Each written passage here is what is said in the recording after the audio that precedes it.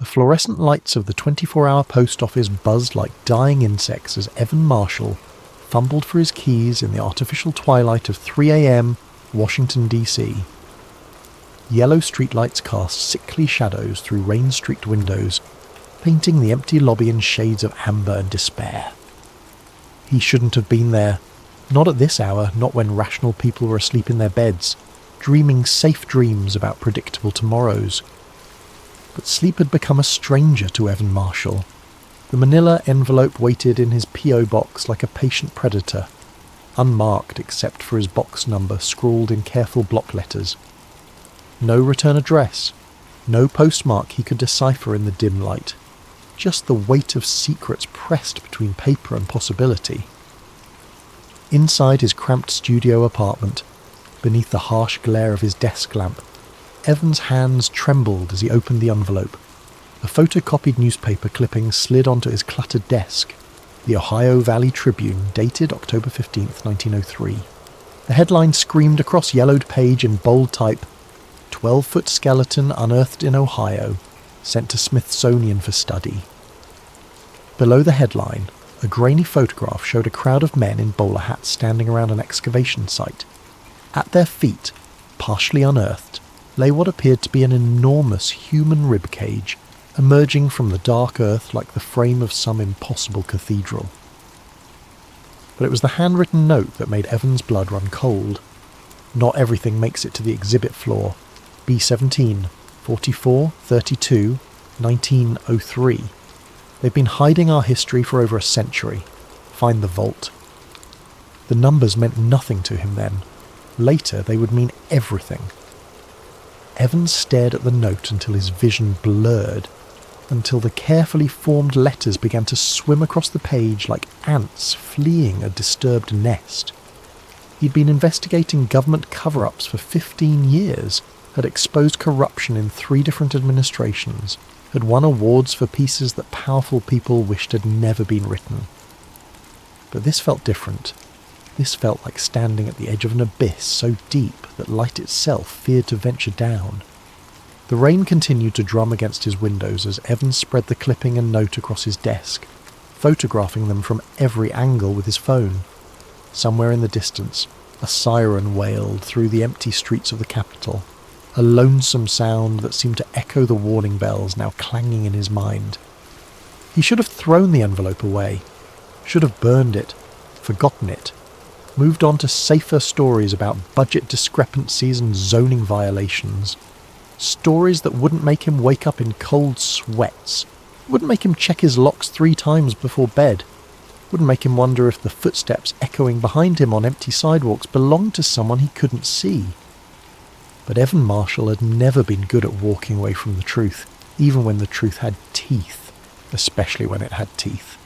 The Smithsonian's digital archives became Evan's obsession over the next 2 weeks. He haunted the reading rooms like a spectre, pale from lack of sunlight, surviving on convenience store coffee, and the kind of determination that borders on madness. The librarians began to recognise him, nodding with the resigned familiarity reserved for researchers who had clearly lost themselves in the labyrinth of human knowledge. What he found made his hands shake. The Cincinnati Enquirer, 1894. Giant bones discovered in Kentucky cave system. Smithsonian team en route. The Indianapolis Journal, 1897. Farmer uncovers burial mound. Skeleton measures over 10 feet. Artifacts include unknown metal tools. The St. Louis Post-Dispatch, 1901. Archaeological marvel. Ancient giants' remains found with advanced copper implements. Smithsonian officials decline comment. Page after page, article after article, a pattern emerged like constellations in a dark sky. Giant skeletons discovered across the American Midwest. Advanced tools that shouldn't have existed.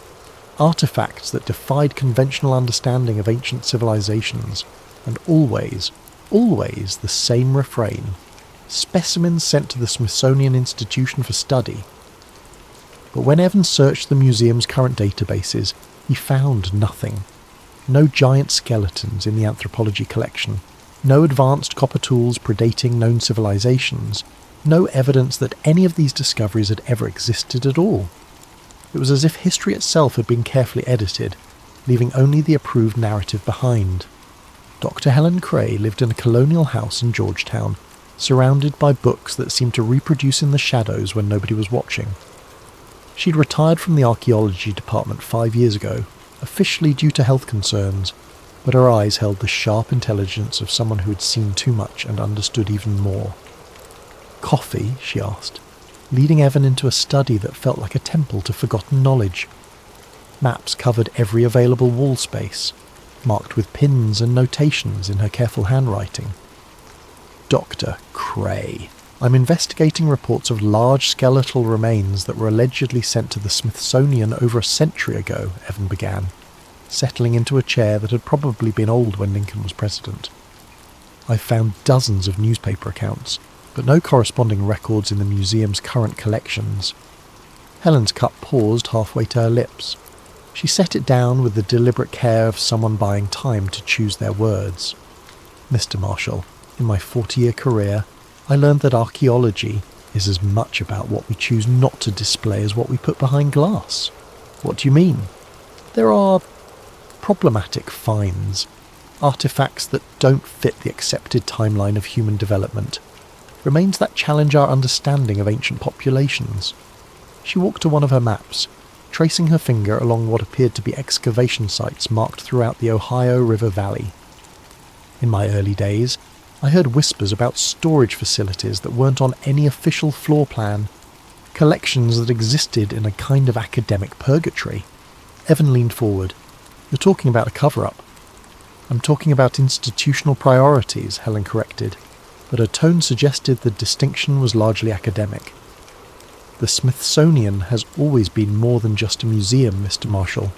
It's a guardian of national narrative, and some stories are considered too disruptive to tell." She turned from the map, her expression grave. "If you start pulling on this thread, you won't like where it leads.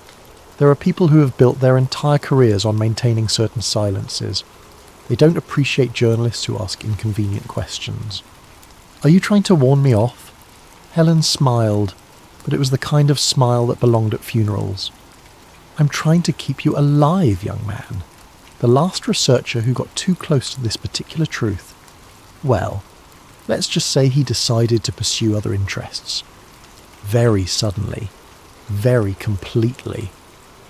As Evan walked back to his car, he noticed a black sedan that seemed to be following him at exactly the speed limit. When he stopped at a red light, the sedan stopped too, maintaining a precise distance that spoke of professional surveillance. When the light turned green and Evan accelerated, the sedan matched his speed with mechanical precision. He took 4 random turns through Georgetown's narrow streets.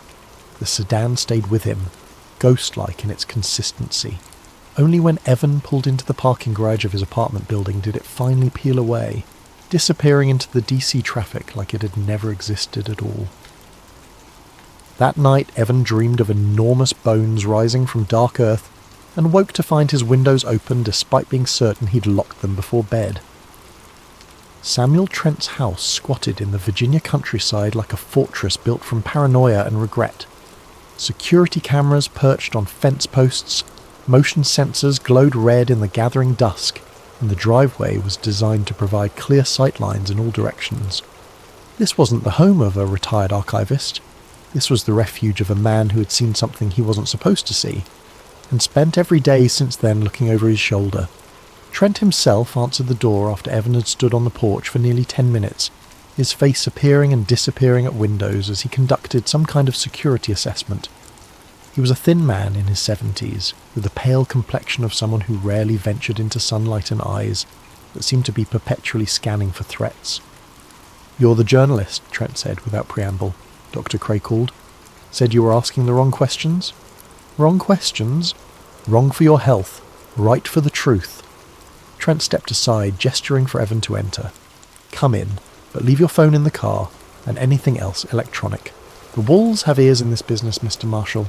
The interior of the house was a study in controlled paranoia. Heavy curtains blocked every window, white noise generators hummed in each corner, and a complex array of electronic equipment occupied an entire wall of what had probably once been a living room." This was the home of a man who understood surveillance and had dedicated his life to avoiding it. 43 years I worked for the institution, Trent began, settling into a chair that provided clear views of both the front door and the back entrance. Started in the basement archives when Nixon was president, worked my way up to senior archivist. Thought I knew everything about that place. Thought I'd catalogued every skeleton in every storage room. He paused, his fingers drumming against the arm of his chair with nervous energy. Then in 2019 I got assigned to a special project. Complete inventory of Sub-Basement 17. Not a place that appeared on any public floor plan, mind you. You had to take a service elevator down past the main basement, past the storage levels, down to a place that officially didn't exist. Evan pulled out a notebook, then stopped himself. Trent had been serious about no recording devices.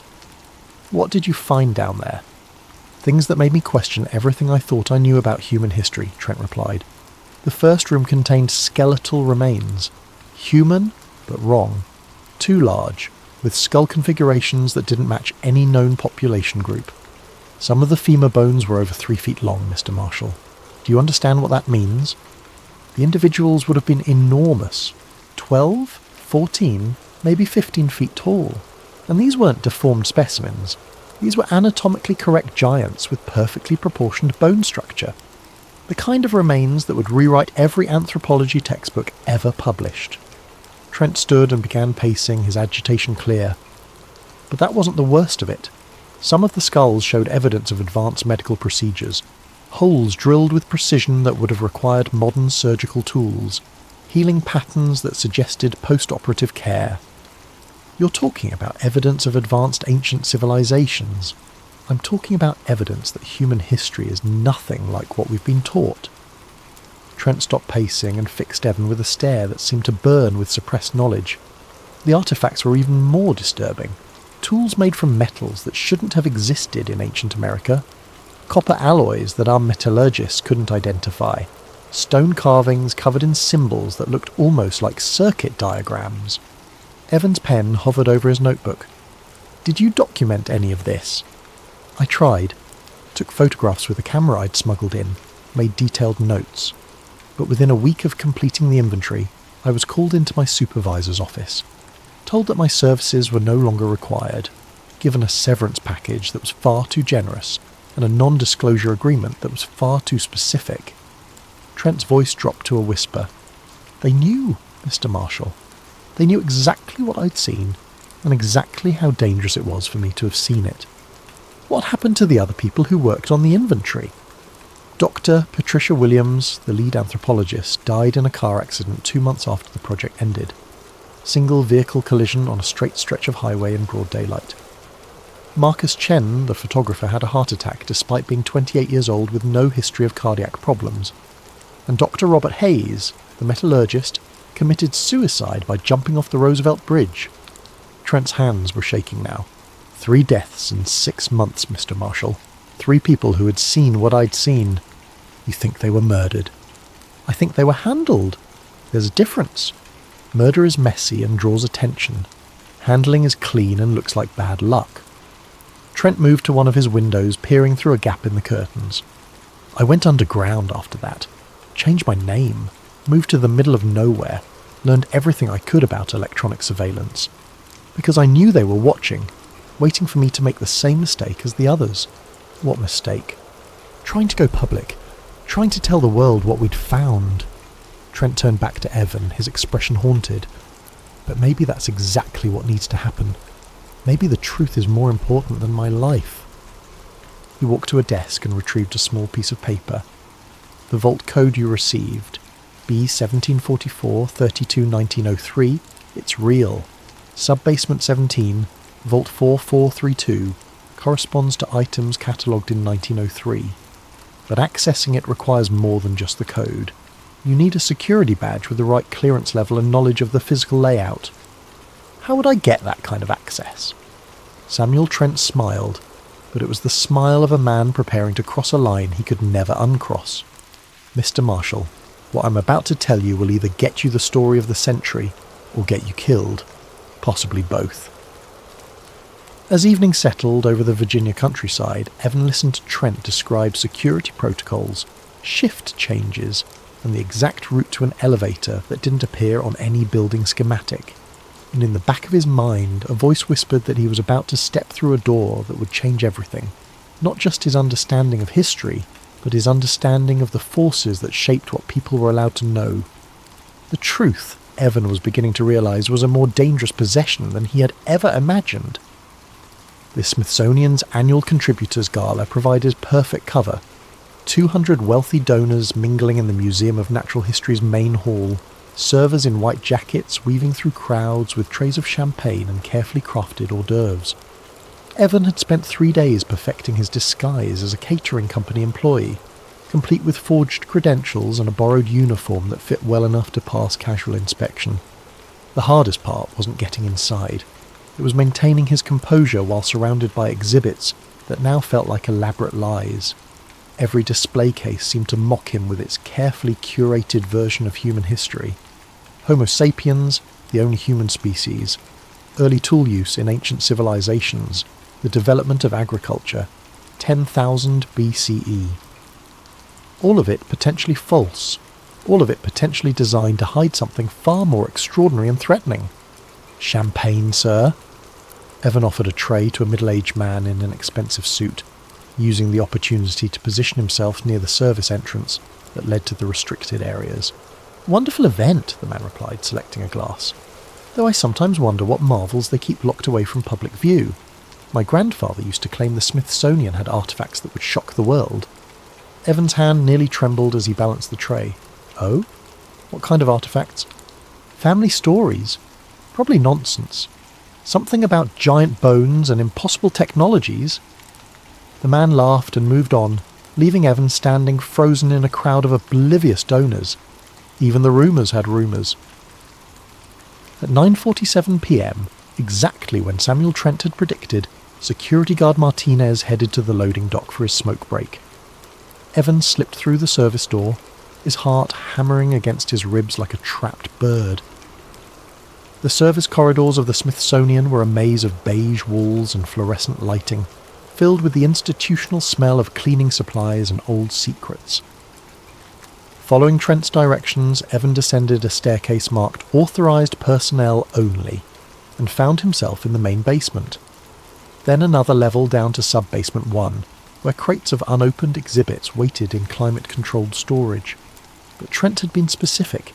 He needed to go deeper. The service elevator was exactly where Trent had described it, hidden behind a door marked "Electrical Do Not Enter." Evan's hands shook as he swiped the cloned security badge he'd acquired, through channels he preferred not to think about too carefully. The magnetic lock disengaged with a soft click that sounded like thunder in the empty hallway. The elevator was small and unremarkable, with buttons for floors that shouldn't have existed. B1, B2, B3, and at the bottom, B17. Evan pressed the button and felt the elevator descend far deeper than should have been possible. The building above couldn't have extended this far underground. This wasn't just sub-basement storage. This was something that had been deliberately hidden beneath the foundation of American history. When the doors opened, Evan stepped into a corridor that looked like it belonged in a different building entirely. The walls were older, built from stone blocks that seemed to predate the museum above. Emergency lighting cast everything in an amber glow that made shadows dance at the edges of vision. The air was thick with humidity and the smell of ages. Numbered storage rooms lined both sides of the corridor, each secured with locks that looked far more sophisticated than anything used in the public areas above. Room 4430, 4431, 4432. Evan's target was 3 doors down on the left, marked with a placard that read, "Anthropological Specimens, Restricted Access, 1903 to 1905. The cloned badge worked again, and the door swung open to reveal a storage room that defied every expectation Evan had developed about museum archives. Instead of the neat, organised rows of labelled specimens he'd expected, he found chaos. Wooden crates were stacked floor to ceiling. many bearing shipping labels from archaeological sites that had been forgotten by mainstream history. Others were marked with symbols that looked more like warning signs than inventory codes. A thick logbook sat on a desk near the entrance, its leather binding cracked with age. Evan opened it carefully, his flashlight illuminating pages of meticulous handwriting in faded ink. The entries began in 1903 and detailed the arrival of specimens from excavations across the American Midwest. March 15, 1903, Mound Creek, Ohio. Specimen C4432-01. Complete skeletal remains. Adult male, estimated height 12 feet 8 inches. Cranial capacity 2,100 cubic centimeters. Dental structure anomalous. Burial goods include copper tools of unknown alloy composition. April 2nd, 1903, Portsmouth, Ohio. Specimen C4432-02. Partial skeleton. Estimated height 14 feet 2 inches. Bones show evidence of healed fractures suggesting advanced medical knowledge. Associated artifacts include stone tablets with undeciphered script. May 18, 1903, Newark, Ohio. Specimen C4432-03. Complete family unit. 2 adults, male 13 feet 1 inch, female 11 feet 9 inches, and 1 juvenile, estimated age 12 to 14, height 8 feet 4 inches, preserved with unknown chemical process. Grave goods suggest advanced metallurgy. Page after page documented the same impossible pattern. Giants with advanced medicine. Copper tools that predated known metallurgy. Stone carvings that suggested literacy in civilizations that supposedly had no written language. And then, abruptly, in August 1903, the entries stopped. The last notation read simply, "Transfer to B-17 per directive. All documentation to be archived under Special Classification Protocol 7. Evan photographed every page, his camera's flash momentarily illuminating the storage room like lightning. But as he reached the final entries, a sound froze him in place. The distant ding of an elevator arriving at B-17. Footsteps echoed in the stone corridor. Multiple people moving with the purposeful stride of security personnel who had found something they weren't supposed to find. Voices, low and professional, discussing containment and cleanup in terms that made Evan's blood run cold. He had perhaps 30 seconds before they reached room 4432. Evan closed the logbook, slipped it under his jacket and looked desperately around the storage room for another exit. There, a ventilation grate near the ceiling, large enough for a person to crawl through if they were motivated by the kind of terror that makes impossible things possible. The voices were closer now, discussing badge readings and unauthorized access. Evan climbed onto a crate, forced open the ventilation grate and pulled himself into a narrow shaft that seemed to extend into darkness in both directions. Behind him, the storage room door opened and flashlight beams swept across the space he'd occupied moments before. "Room's been accessed," a voice reported. "Someone was definitely here. Logbooks missing." "Find them," another voice replied with cold authority. "This facility has been compromised. Initiate containment protocol." Evan crawled through the ventilation system like a man possessed, following a shaft that seemed to lead upward through the building's infrastructure. His phone had no signal this deep underground, but the camera had stored everything he'd photographed. The evidence was real, documented, undeniable, if he could survive long enough to share it. The ventilation shaft ended at a grate that opened into a mechanical room 3 floors above sub-basement 17. Evan emerged covered in dust and grime. His knees scraped raw from crawling through metal ducting, but alive and temporarily beyond the reach of whoever was conducting the search below. The mechanical room was filled with the building's heating and cooling equipment, providing cover and the steady hum of a white noise that would mask any sounds he might make. But he couldn't leave. Not yet. Not when he was this close to the truth. The logbook had mentioned transfer to B-17, which suggested that the artifacts in room 4432 were just records. The actual specimens, the giant skeletons, the impossible tools, the evidence that could rewrite human history, were stored somewhere else in this underground complex. And Evan had a suspicion about where that might be. Samuel Trent had described Vault 4432 as a records room, but had hinted at something deeper. The real collection, he'd said, requires more than just a security badge. It requires clearance that most employees don't even know exists. Evan studied the building schematics he'd memorised, cross-referencing them with Trent's descriptions and the security protocols he'd observed. If the Smithsonian was hiding evidence of pre-Columbian giants and advanced ancient civilizations, they wouldn't store it in a simple records room. They'd put it in a facility designed for the most sensitive materials, climate-controlled, seismically stable, accessible only to the highest levels of clearance. A vault, a real vault, built deep underground and protected by security measures that would make Fort Knox envious. Using service corridors and maintenance passages, Evan made his way back towards sub-basement 17, but this time he followed a different route. Instead of heading to the storage rooms, he looked for the kind of infrastructure that would support a serious security installation. Power conduits, ventilation systems designed for sensitive equipment, reinforced walls that suggested something more important than simple storage. He found it at the end of sub-basement 17 behind a door marked only with a number. B17 Secure.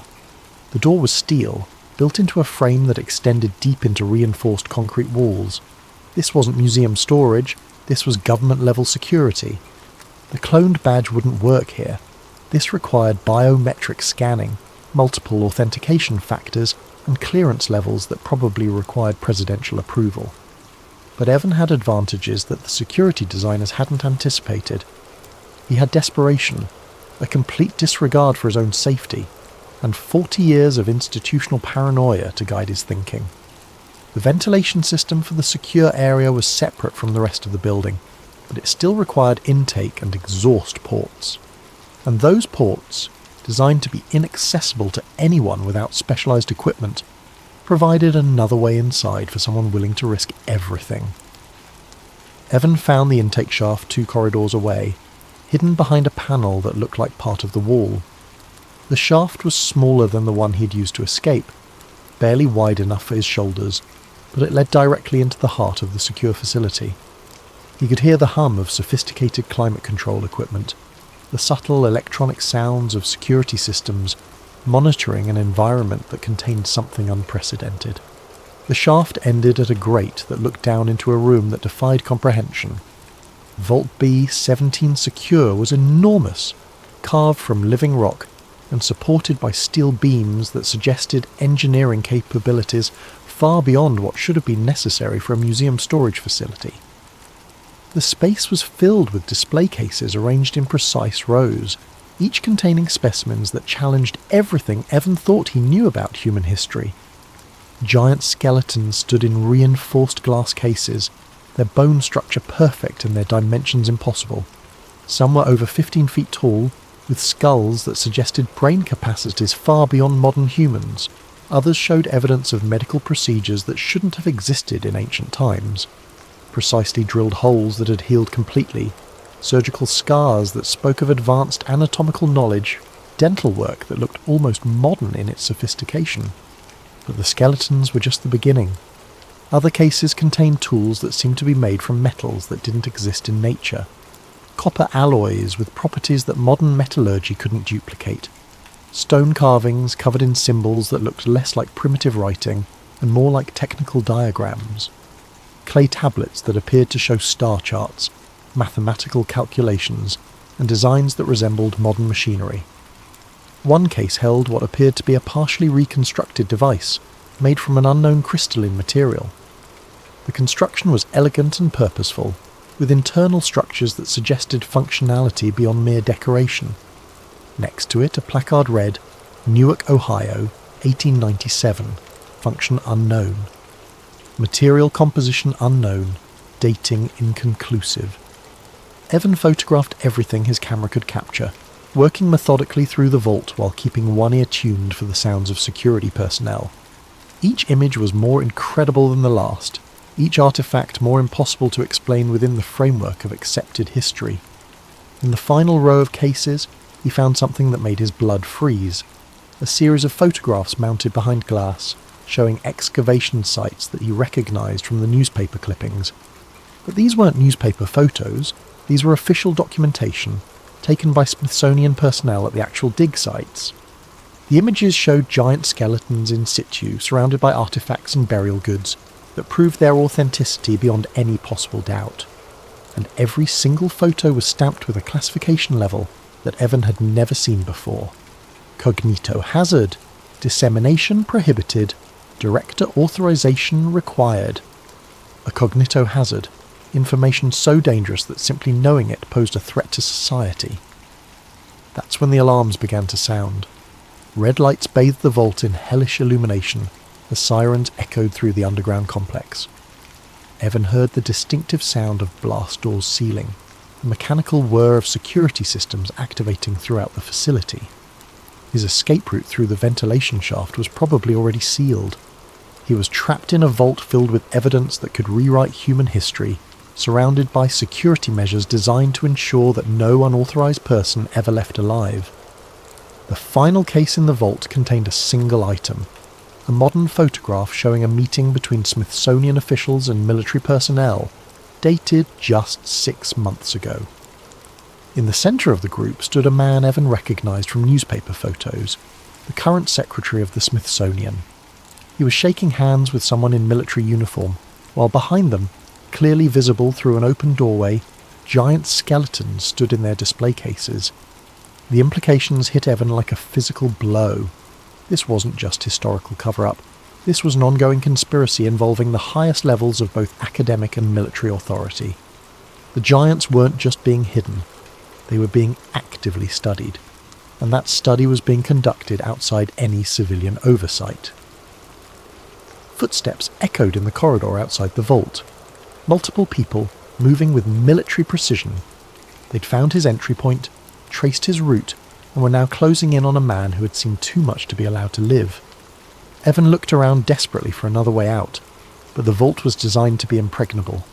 Stone walls, steel doors, and security measures that would keep him contained until whatever passed for justice in this shadow world could be administered. That's when he noticed something the vault designers had probably considered a minor detail: the emergency fire suppression system. Hail and gas dispensers were positioned throughout the vault, designed to extinguish any fire that might threaten the precious artifacts. But Halen's systems required ventilation to prevent personnel from suffocating during emergency activation. Evan found the manual activation switch for the fire suppression system and pulled it without hesitation. Alarms shrieked as hail and gas began flooding the vault, and emergency ventilation fans activated to prevent the space from becoming a death trap for anyone inside during a real emergency. The ventilation system created a powerful updraft in the shaft he'd used to enter. Evan climbed back into the intake vent just as the vault doors opened, and security personnel poured in, their voices muffled by gas masks and the chaos of alarms.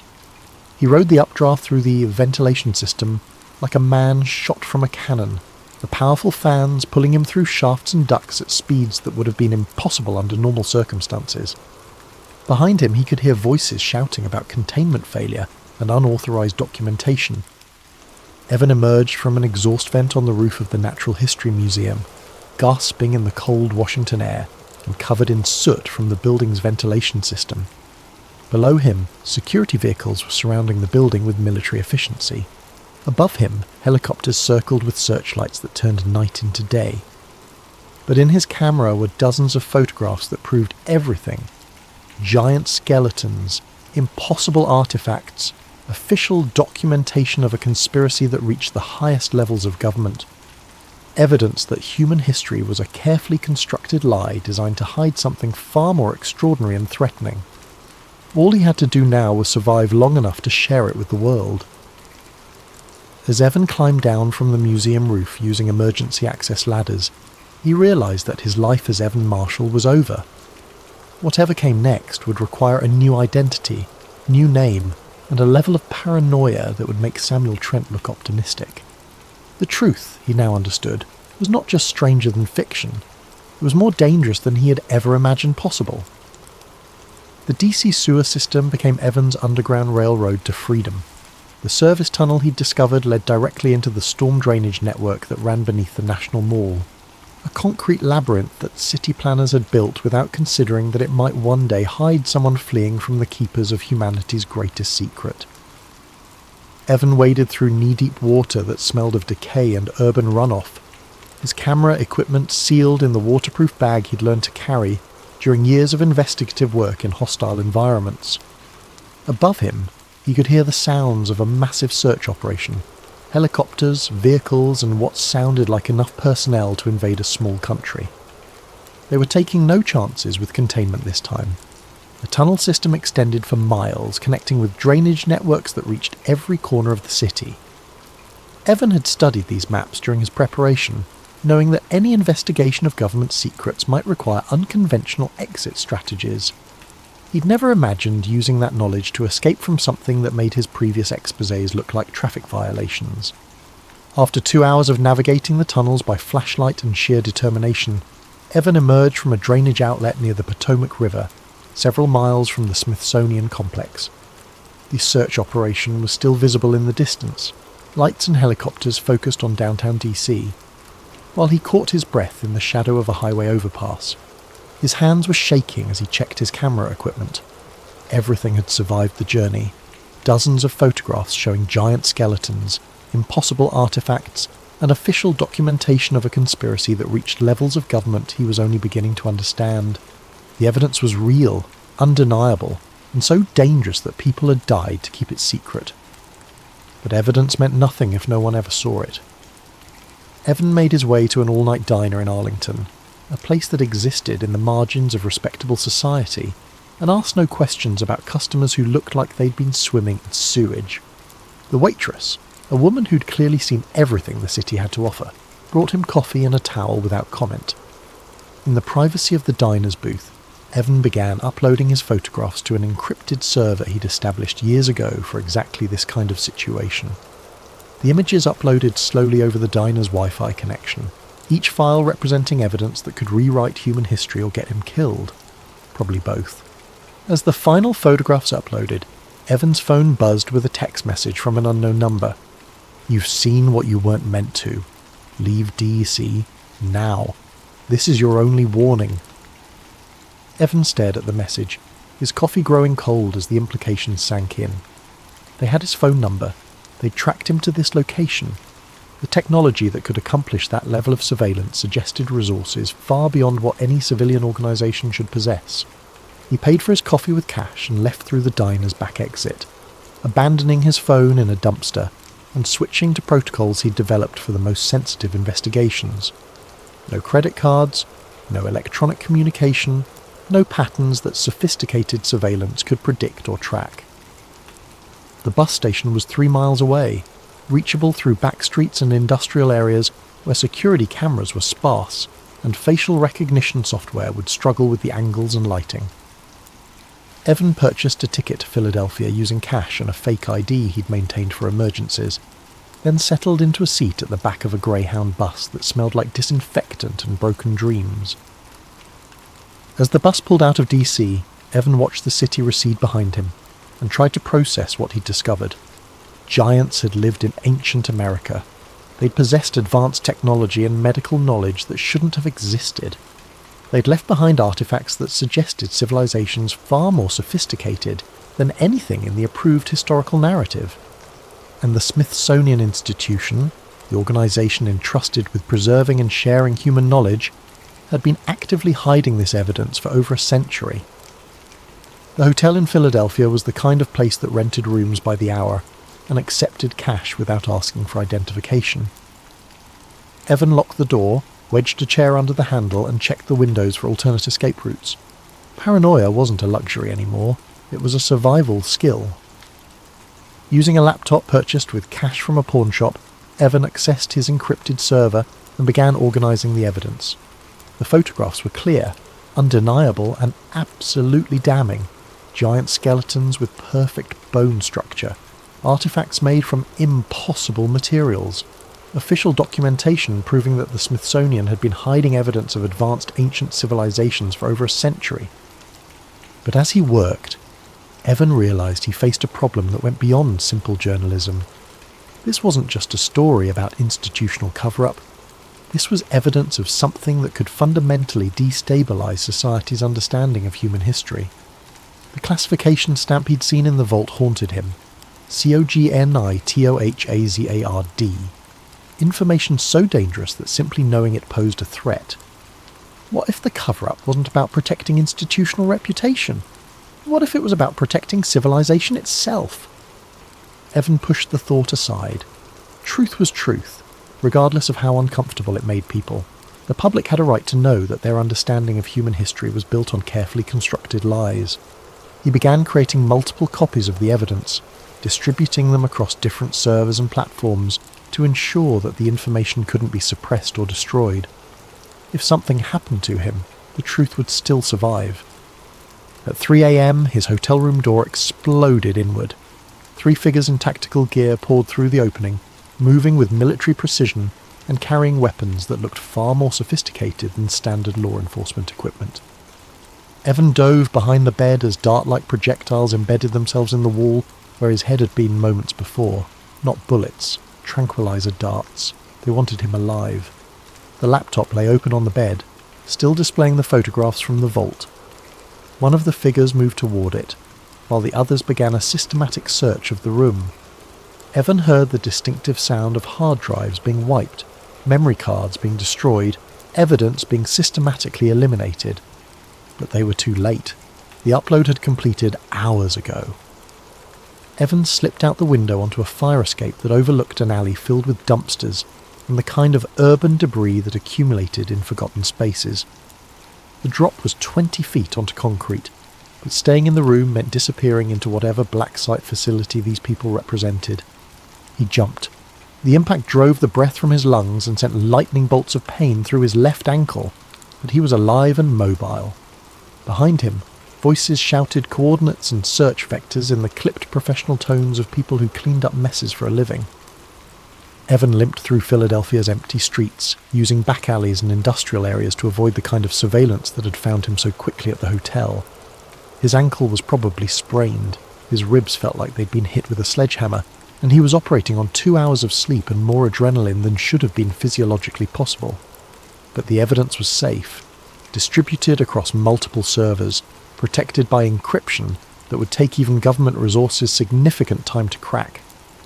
The truth about humanity's hidden history was no longer dependent on his survival. Dawn was breaking over Philadelphia when Evan finally stopped running and found refuge in a 24-hour laundromat. As he sat among the washing machines, listening to the rhythmic sounds of ordinary people doing ordinary things, he began to understand the magnitude of what he'd uncovered. The giants weren't just ancient history. The military personnel in that photograph, the sophisticated security measures, the resources devoted to keeping this secret, all of it suggested that the implications of the discovery were still relevant, still dangerous, still worth killing for. What if the giants weren't extinct? What if some aspect of their civilization had survived, hidden in the same shadows that concealed their remains? What if the cover-up wasn't about protecting the past, but about controlling the future? Evan's phone, a new one purchased with cash, buzzed with a message from an encrypted account he'd established for emergency communications. Evidence received and distributed. You've done something extraordinary, but now you need to disappear. They'll never stop looking for you. The message was from Helen Cray. Somehow the retired archaeologist had accessed his uploads and was coordinating a response that went far beyond academic curiosity. She was part of something larger, a network of people who had been waiting for someone like Evan to break the silence. Check the news in 24 hours, another message read. The truth has a way of spreading, even when powerful people try to contain it.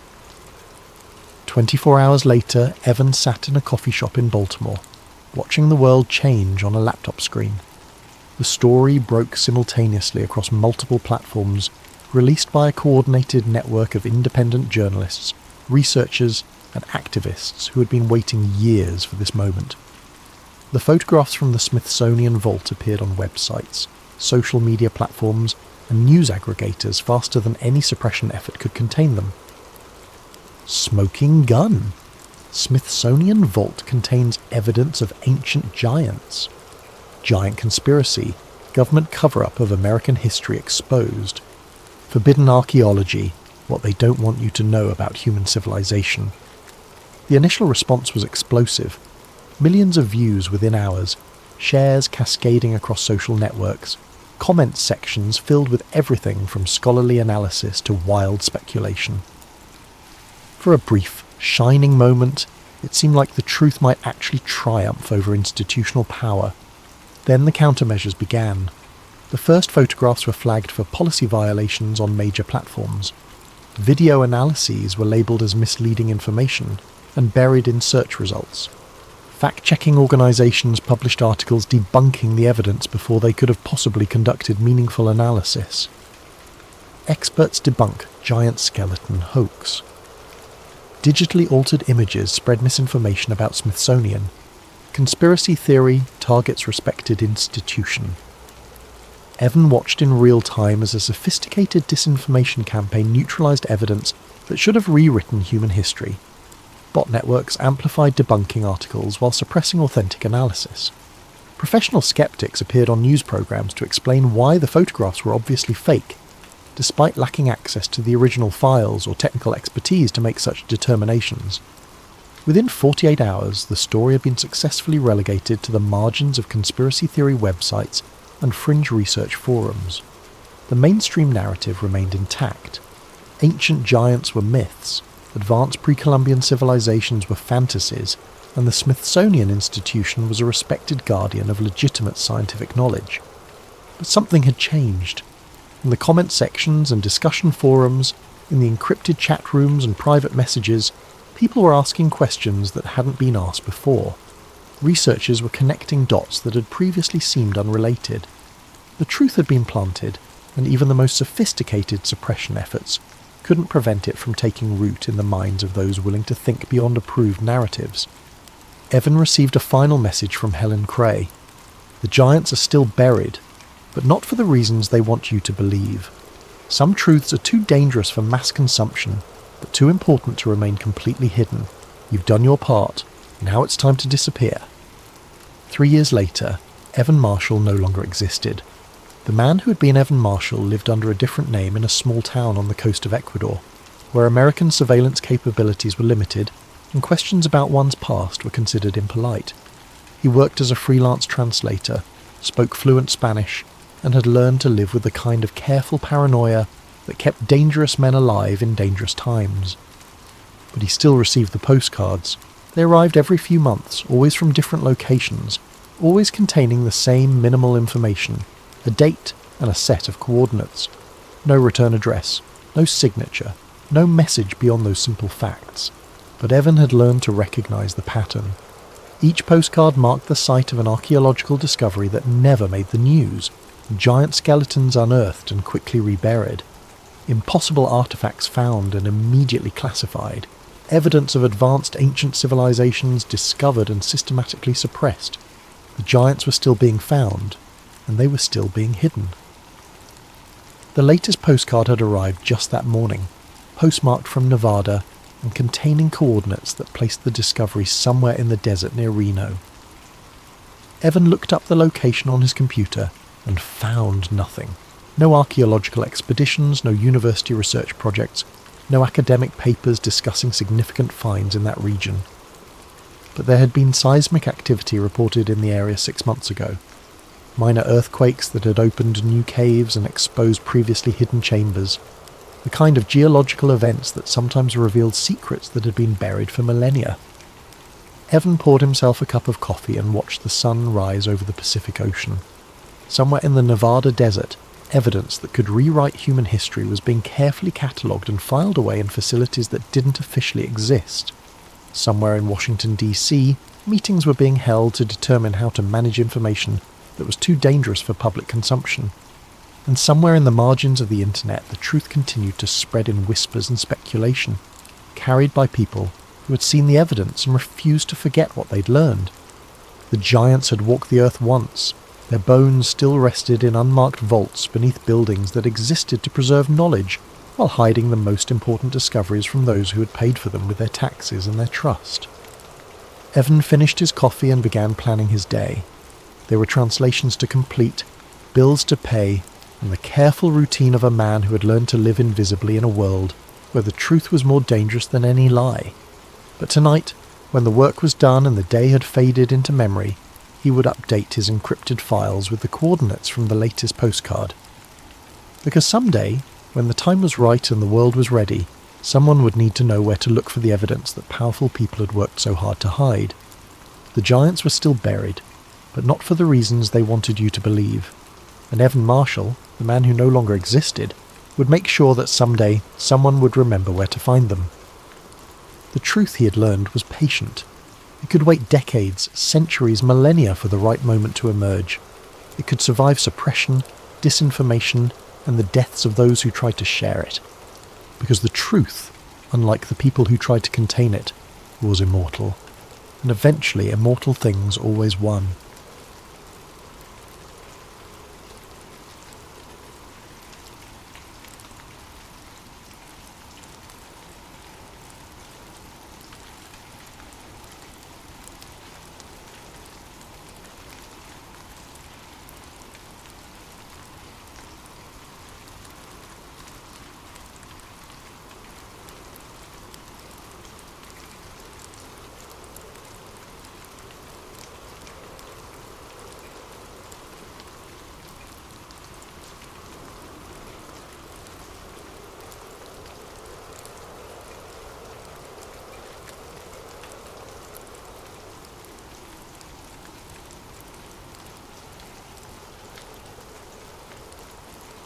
Good evening, and welcome to Sleep Theories. Before we dive into tonight's story, I'm curious about you, our listeners. How has your day been treating you? Are you winding down after a long day? Or perhaps you're on the other side of the world, just beginning your morning routine? What time is it where you are right now? And what corner of our vast planet are you calling home tonight? Whether you're listening from a bustling city apartment, a quiet countryside home, or somewhere in between, you're part of our global community of truth seekers and story lovers. If you're new to Sleep Theories, welcome aboard. And if you're a returning listener, thank you for coming back. Don't forget to subscribe if you haven't already. We have so many more mysteries to uncover together, and your subscription helps us bring these stories to light. Now, settle in, get comfortable, and prepare yourself for a tale that will make you question everything you thought you knew about one of history's most famous disasters.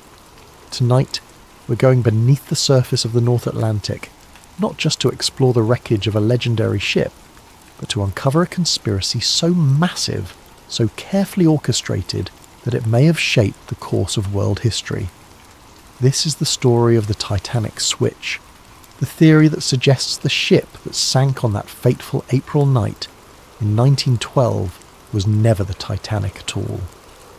April 14th, 1912. Picture this night in your mind.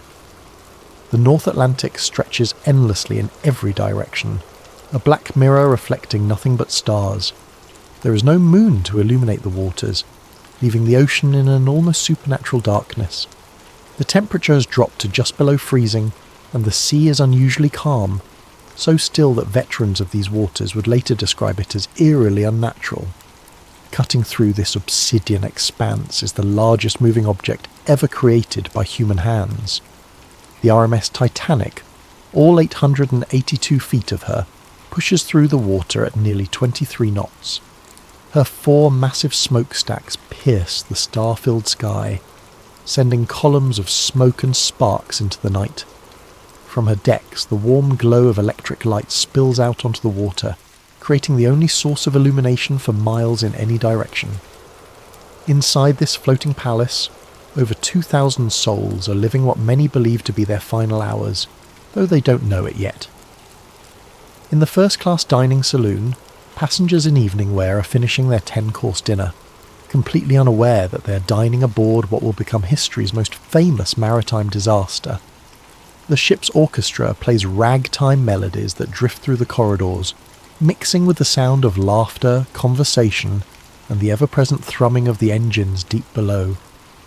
Captain Edward Smith stands on the bridge, a veteran of the seas with 40 years of experience behind him. This is meant to be his final voyage before retirement, a triumphant capstone to a distinguished career. He has commanded ships for the White Star Line for decades, earning the nickname Millionaire's Captain. for his skill in handling the luxury vessels that carry the world's elite across the Atlantic. Tonight he commands not just any ship, but the crown jewel of the White Star Line fleet, the unsinkable Titanic. But at 11:39 p.m. ship's time, everything changes in an instant.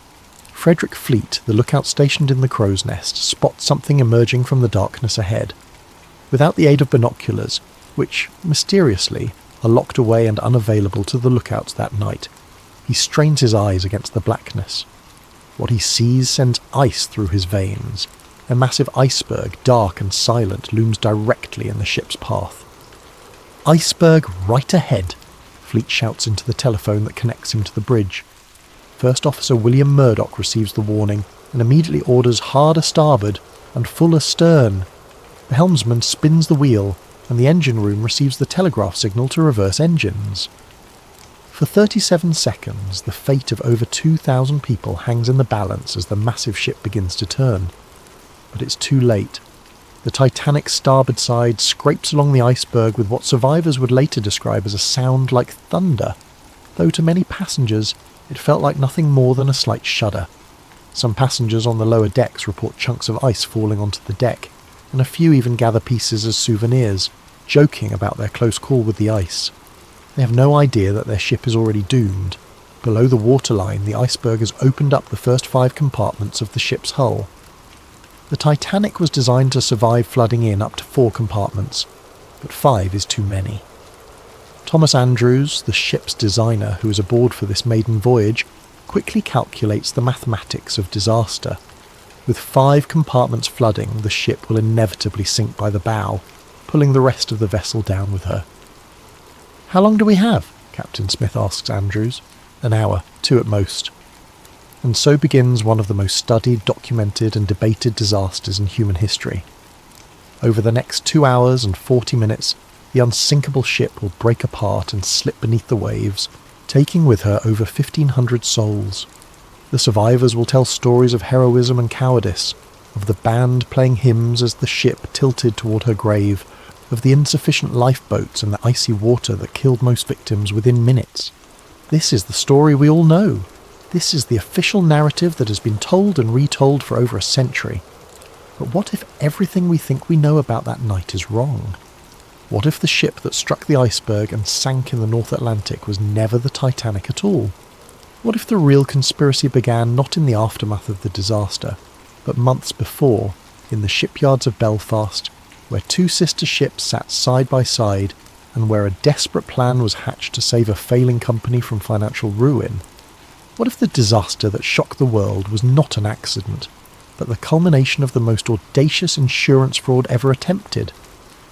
Tonight, we're going to explore a theory that suggests the Titanic disaster was not just a tragedy, but a carefully orchestrated conspiracy involving some of the most powerful men in the world. We're going to examine evidence that points to a massive cover-up, one that may have claimed the lives of over 1,500 innocent people in service of greed, power, and political manipulation. This is the story of the Titanic switch, and by the end of our journey together, you may never look at this famous disaster the same way again. To understand the theory of the Titanic switch, we must first travel back to the shipyards of Belfast Island, where 2 virtually identical ships were taking shape side by side. The story begins not with disaster, but with dreams of maritime supremacy and the fierce competition between the great shipping lines of the early 20th century. Harland and Wolff Shipyard in Belfast was, at the time, one of the premier shipbuilding facilities in the world. The massive facility sprawled along the banks of the River Lagan, its enormous gantry cranes towering over the landscape like steel monuments to industrial ambition. It was here, in this cathedral of steel and rivets, that the White Star Line had commissioned 3 ships that would change ocean travel forever. The Olympic-class ships, as they would be known, were conceived as the ultimate expression of luxury and engineering prowess. These were to be the largest, most opulent vessels ever built, designed to dominate the lucrative North Atlantic passenger route and crush the competition from rival shipping companies like Cunard Line. The first of these sister ships was the RMS Olympic, launched on October the 20th, 1910. She was a marvel of engineering, stretching 882 feet from bow to stern and weighing over 46,000 tons. Her 9 decks could accommodate over 2,000 passengers in unprecedented luxury, with amenities that included a swimming pool, a gymnasium, a Turkish bath, and dining rooms that rivaled the finest restaurants in London or New York. The Olympic was not just a ship. She was a floating city, a testament to British engineering and a symbol of the White Star Line's dominance of the seas. When she departed Southampton on her maiden voyage in June 1911, she carried with her the hopes and reputation of her builders. But less than 4 months after her maiden voyage, disaster struck. On September the 20th, 1911, the Olympic was departing Southampton when she collided with HMS Hawke, a Royal Navy cruiser. The impact was devastating. The Hawke's reinforced bow, designed to ram enemy vessels, punched a massive hole in the Olympic's starboard side, flooding 2 of her compartments and severely damaging her propeller shaft. The Olympic limped back to port, her maiden voyage season cut dramatically short. But the damage was far more extensive than initially apparent. When she was dry docked for inspection, the full extent of the catastrophe became clear. The collision had not only opened up her hull and damaged her propeller, but it had also twisted her keel, the backbone of the ship, potentially compromising her structural integrity for the remainder of her operational life. For the White Star Line, this was nothing short of a financial disaster. The Olympic had cost over $7.5 million to build, an astronomical sum in 1911. Now she faced months of expensive repairs, and even after those repairs, questions would remain about her seaworthiness and insurability. But the problems went deeper than just the cost of repairs. The collision with HMS Hawke had occurred under circumstances that placed the Olympic at fault. Captain Edward Smith, yes, the same Captain Smith who would later command the Titanic on her fatal voyage, had been in charge of the Olympic when the accident occurred. The subsequent Admiralty Court inquiry found the Olympic to blame for the collision, meaning that the White Star Line would receive no insurance compensation for the damage. This left the company facing a nightmare scenario. They had an expensive ship that needed costly repairs, no insurance money to pay for those repairs, and serious questions about whether insurance companies would be willing to fully cover the vessel in the future. The Olympic had gone from being the crown jewel of the White Star Line fleet to a massive financial liability virtually overnight. Meanwhile, in the same Belfast shipyard where the Olympic was undergoing her repairs, work was proceeding on her sister ship, the RMS Titanic. The Titanic was planned to be virtually identical to her older sister, with only minor modifications and improvements. From a distance, even expert ship observers would have difficulty telling the two vessels apart. They shared the same basic dimensions, the same general layout, the same distinctive four-funnel silhouette that had become the signature of the White Star Line's premium vessels. This similarity, according to the switch theory, was not coincidental. It was the key to a plan that would solve the White Star Line's financial crisis, while simultaneously eliminating a massive liability. The theory suggests that sometime in late 1911 or early 1912, a decision was made at the highest levels of the White Star Line's ownership. Rather than spend millions repairing the Olympic and then operating her under a cloud of doubt about her structural integrity and insurability, they would swap the identities of the two ships. The damaged Olympic would be given the identity of the Titanic and sent out on what was ostensibly the new ship's maiden voyage. But this voyage would not be intended to reach New York. Instead, the disguised Olympic would be deliberately sunk, allowing the White Star Line to collect the full insurance value of a new undamaged vessel while simultaneously eliminating the financial burden of the real Titanic's damaged sister. Meanwhile, the real Titanic, now disguised as the Olympic, would quietly slip into service, her true identity hidden from the world. To understand why such a plan might have been attractive, we must consider the financial pressures facing the White Star Line in 1912. The company was owned by the International Mercantile Marine Company, a shipping trust controlled by American financier J.P. Morgan. Morgan had invested enormous sums in his shipping empire, but the business was facing increasing competition and declining profitability. The White Star Line needed the Titanic to be a success. They needed her to capture public imagination, dominate the headlines, and establish the company's supremacy on the North Atlantic route. But they also needed to resolve the Olympic problem before it bankrupted the entire operation. According to the switch theory, the solution was as elegant as it was terrible. Switch the ships, sink the damaged one while pretending it was the new one, collect the insurance money, and use the real new ship to rebuild the company's reputation and finances.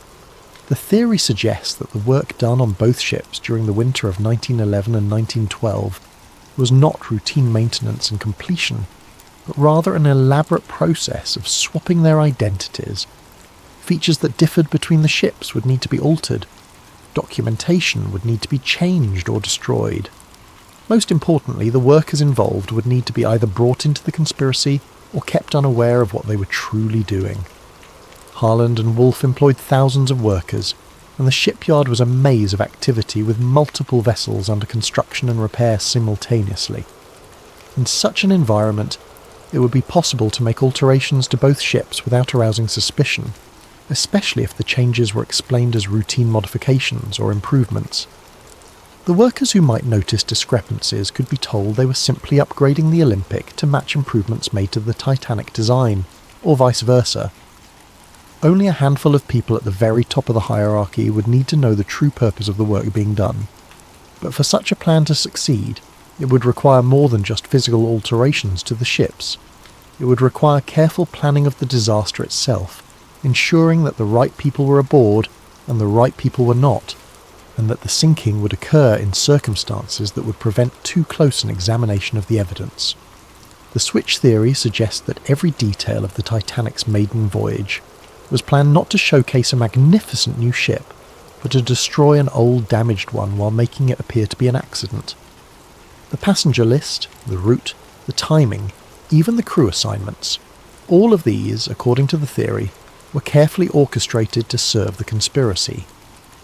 As we'll see, the evidence for this incredible claim goes far beyond simple speculation. There are photographs that seem to show differences between the ship that left Belfast and the ship that left Southampton.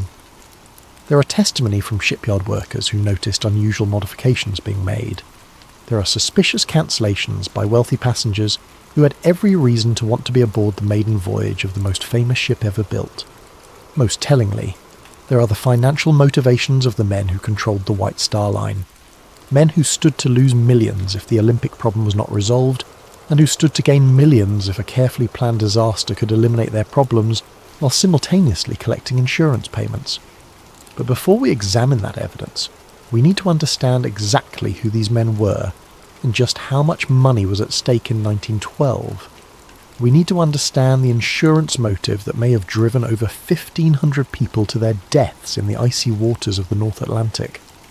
Money. In the end, according to the switch theory, that's what the Titanic disaster was really about. Not the romance of the sea, not the hubris of calling a ship unsinkable, not even the class divisions that the disaster seemed to highlight. It was about money, enormous amounts of money that stood to be lost or gained depending on the fate of two ships, and the decisions of a few powerful men. To understand the financial pressures that may have driven the conspiracy, we need to understand the business empire of one man, John Pierpont Morgan, the American financier who controlled more wealth and power than perhaps any individual in the history of capitalism. J.P. Morgan was not just wealthy, he was a force of nature in the world of early 20th century finance. His banking house, J.P. Morgan and Company, had financed railroads, steel companies, and industrial empires. He had personally intervened to prevent financial panics, earning him the nickname America's Bank. When the federal government needed money, they came to J.P. Morgan. When major corporations needed capital, they came to J.P. Morgan. By 1912, he controlled assets worth billions in today's currency. But Morgan's empire was not limited to American shores. In 1902, he had founded the International Mercantile Marine Company, a shipping trust designed to dominate transatlantic passenger and cargo traffic. The IM acquired control of numerous shipping lines, including the prestigious White Star Line, Morgan's crown jewel in maritime transportation. The White Star Line was the perfect fit for Morgan's vision. Founded in 1845, it had built its reputation on providing luxury service to affluent passengers crossing between Europe and America. The company's ships were known for their elegance, comfort and safety record. When Morgan acquired control, he saw an opportunity to create the ultimate expression of luxury travel while generating enormous profits. This vision led directly to the commissioning of the Olympic-class ships. Morgan intended these vessels to be more than just transportation. They would be floating advertisements for the supremacy of his shipping empire. The Olympic, Titanic and the planned third sister ship Britannic would capture the public imagination and establish IMM as the unquestioned leader in North Atlantic travel.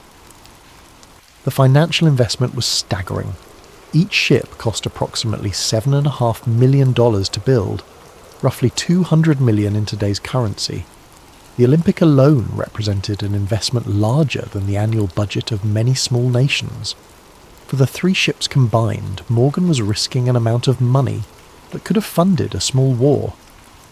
But the potential profits were equally enormous.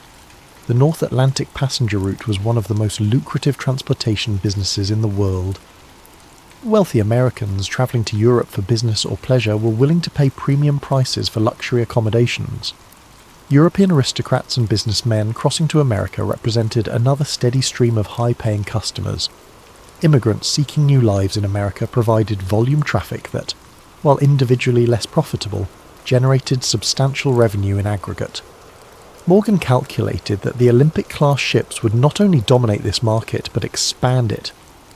By offering unprecedented luxury and reliability, he could charge premium prices while attracting new customers who had never before considered ocean travel.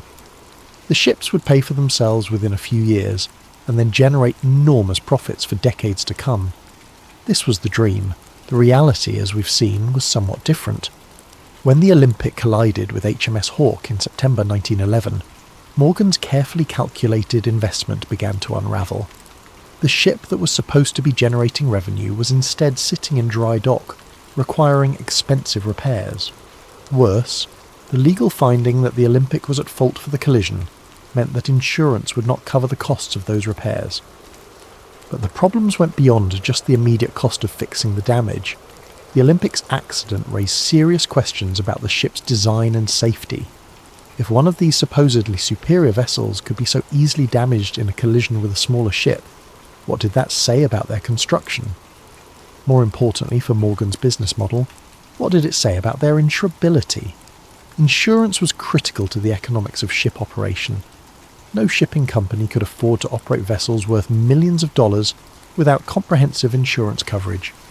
But insurance companies were in the business of managing risk, and a ship that had already demonstrated vulnerability might be difficult to insure at reasonable rates. The switch theory suggests that by late 1911, Morgan and his associates realized they faced a potential disaster that went far beyond the cost of repairing one ship. If insurance companies began to question the safety and reliability of the Olympic-class design, it could affect the insurability and profitability of the entire fleet.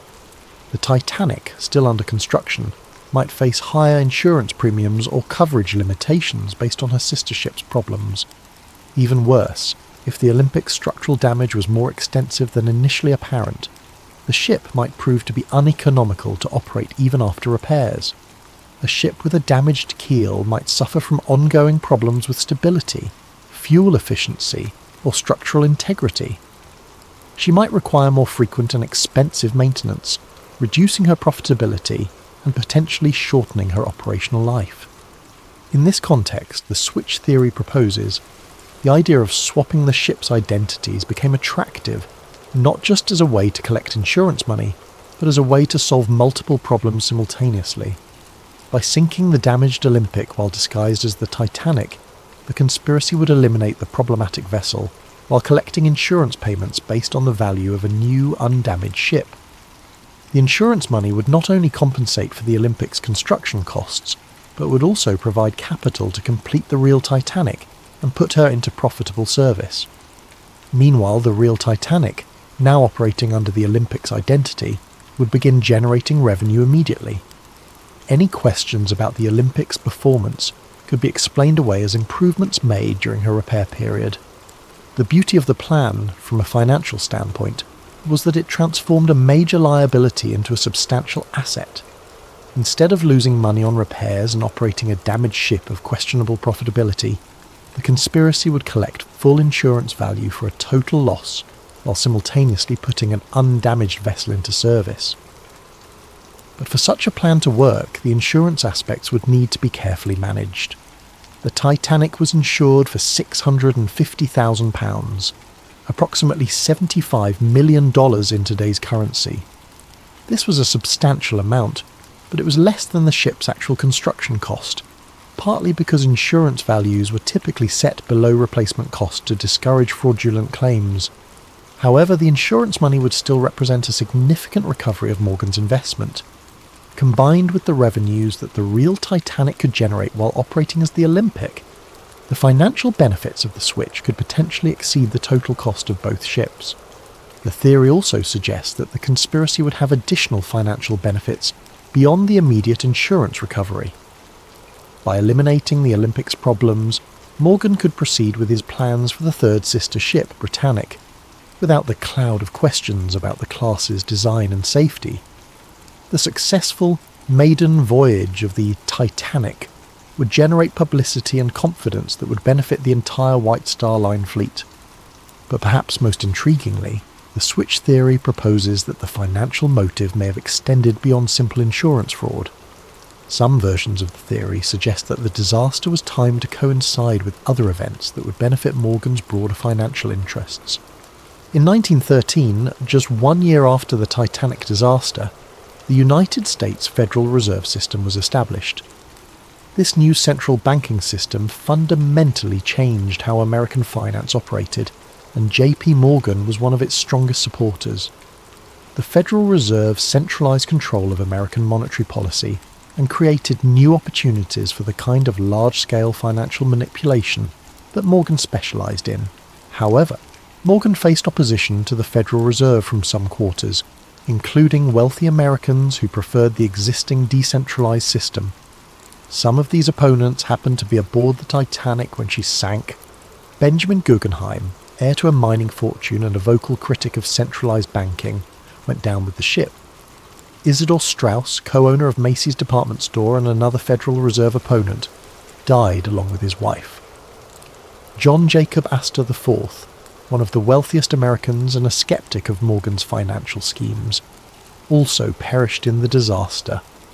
Meanwhile, J.P. Morgan himself, who had booked passage on the Titanic's maiden voyage, cancelled his trip at the last minute citing illness. Several of Morgan's business associates and political allies also cancelled their bookings while his opponents sailed to their deaths. This aspect of the theory suggests that the Titanic disaster may have served multiple purposes for Morgan. Not only did it solve his immediate problem with the Olympic and provide insurance money, but it also eliminated some of his most powerful opponents in the debate over American financial policy. Whether or not this political dimension was part of the original plan, the financial motive alone would have been sufficient to drive such a conspiracy. Morgan stood to lose millions if the Olympic problem was not resolved, and he stood to gain millions if a carefully orchestrated disaster could eliminate his problems while collecting insurance payments. The amounts of money involved were so large that they could influence the decisions of governments and the fate of thousands of people. In the world of early 20th century finance, where a handful of men controlled wealth comparable to entire national budgets, the lives of 1,500 passengers might have seemed like acceptable collateral damage in service of a larger financial strategy. But money and motive alone do not prove a conspiracy. For the switch theory to be credible, there must be physical evidence that the ships were actually swapped. There must be documentation, photographs, and testimony that support the claim that the vessel that sank was not the Titanic but her damaged sister. As we'll see in the next chapter, proponents of the switch theory claim that such evidence exists, hidden in plain sight in photographs, construction records, and the testimony of those who were present when the conspiracy was allegedly carried out. The human eye, they say, can be deceived. Photographs, however, do not lie. They capture reality with mechanical precision, preserving details that witnesses might forget or misremember. For proponents of the switch theory, photographic evidence forms the backbone of their case that the ship which sank on April 15th, 1912, was not the Titanic, but her sister ship, the Olympic. To understand this evidence, we must first appreciate just how similar the Olympic and Titanic actually were. Both ships were built from virtually identical blueprints, with the same overall dimensions, the same basic layout, and the same distinctive four-funnel profile. From a distance, even maritime experts would have difficulty distinguishing between them. However, they were not absolutely identical. The Titanic incorporated several design improvements based on experience gained from the Olympic's early service. More importantly, she included modifications specifically requested by passengers and crew who had sailed on the Olympic and identified areas for improvement.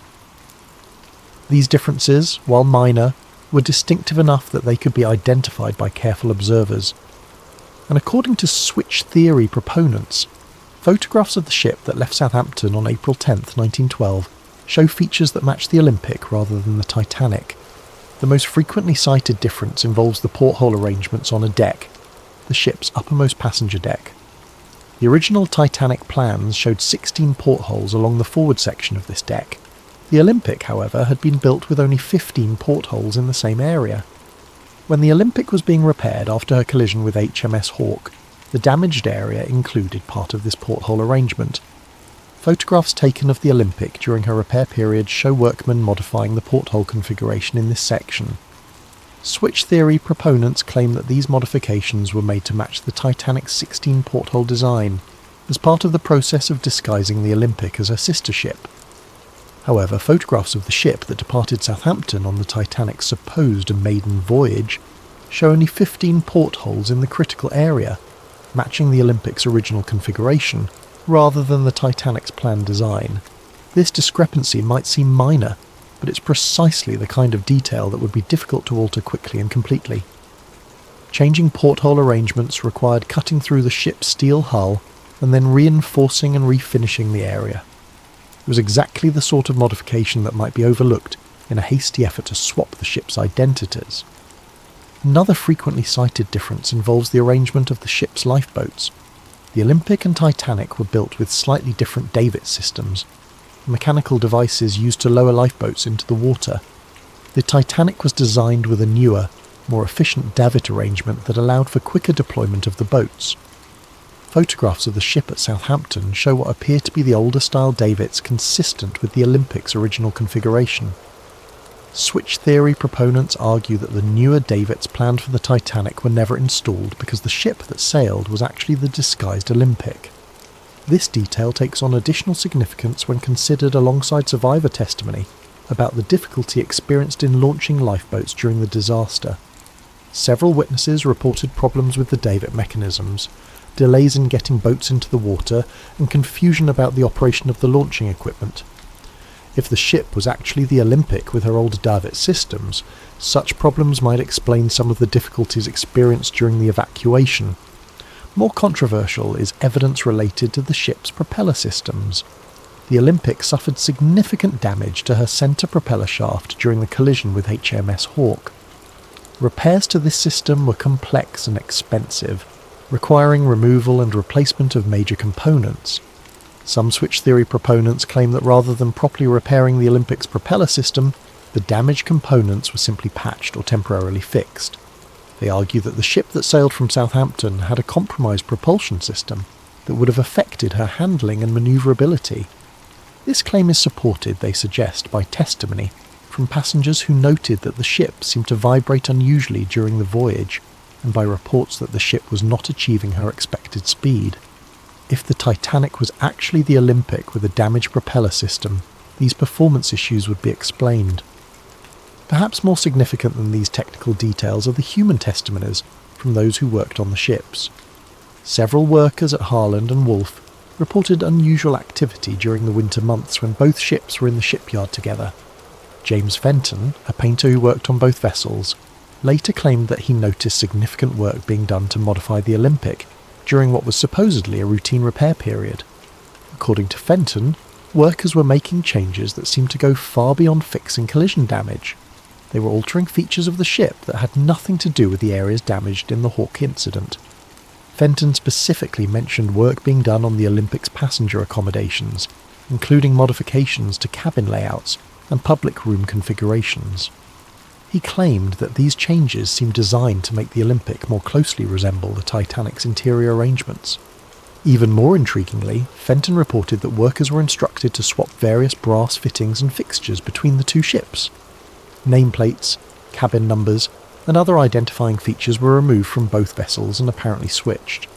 When Fenton asked supervisors about this work, he was told it was part of standardising equipment between the sister ships. Another shipyard worker, Robert Hitchens, reported seeing unusual activity in the area where the ships' names were painted on their hulls. According to Hitchens, the name plates and hull markings on both ships were removed and replaced during the repair period. He assumed this was routine maintenance, but later wondered whether something more significant was happening. Perhaps most compelling is testimony from John Halpin, a shipfitter who worked on both vessels. Halpin claimed that he was specifically assigned to work on swapping interior fittings between the Olympic and the ship under construction that was supposedly the Titanic. He was told that this was being done to upgrade the Olympic with improvements developed for her sister ship. However, Halpin noticed that the work seemed to go both ways. Features from the Olympic were also being installed on the other ship. When he questioned this, supervisors told him that they were standardising the designs to make maintenance and operation more efficient. Only years later, after the disaster, did Halpin begin to suspect that the work he'd been assigned might have been part of a larger deception. He realised that the extensive swapping of components between the ships could have been part of a process of switching their identities entirely. These worker testimonies are supported by documentary evidence from the shipyard. Harland and Wolff's work records from the winter of 1911 to 1912 show extensive modifications being made to both ships. While much of this work was clearly related to repairing the Olympic's collision damage, some entries describe tasks that seem unrelated to the repairs. For example, records show work being done on both ships' passenger cabin configurations, dining room layouts, and recreational facilities. This work is described in vague terms that make it difficult to determine exactly what was being done, but the volume of interior modification seems excessive for routine maintenance or repair work.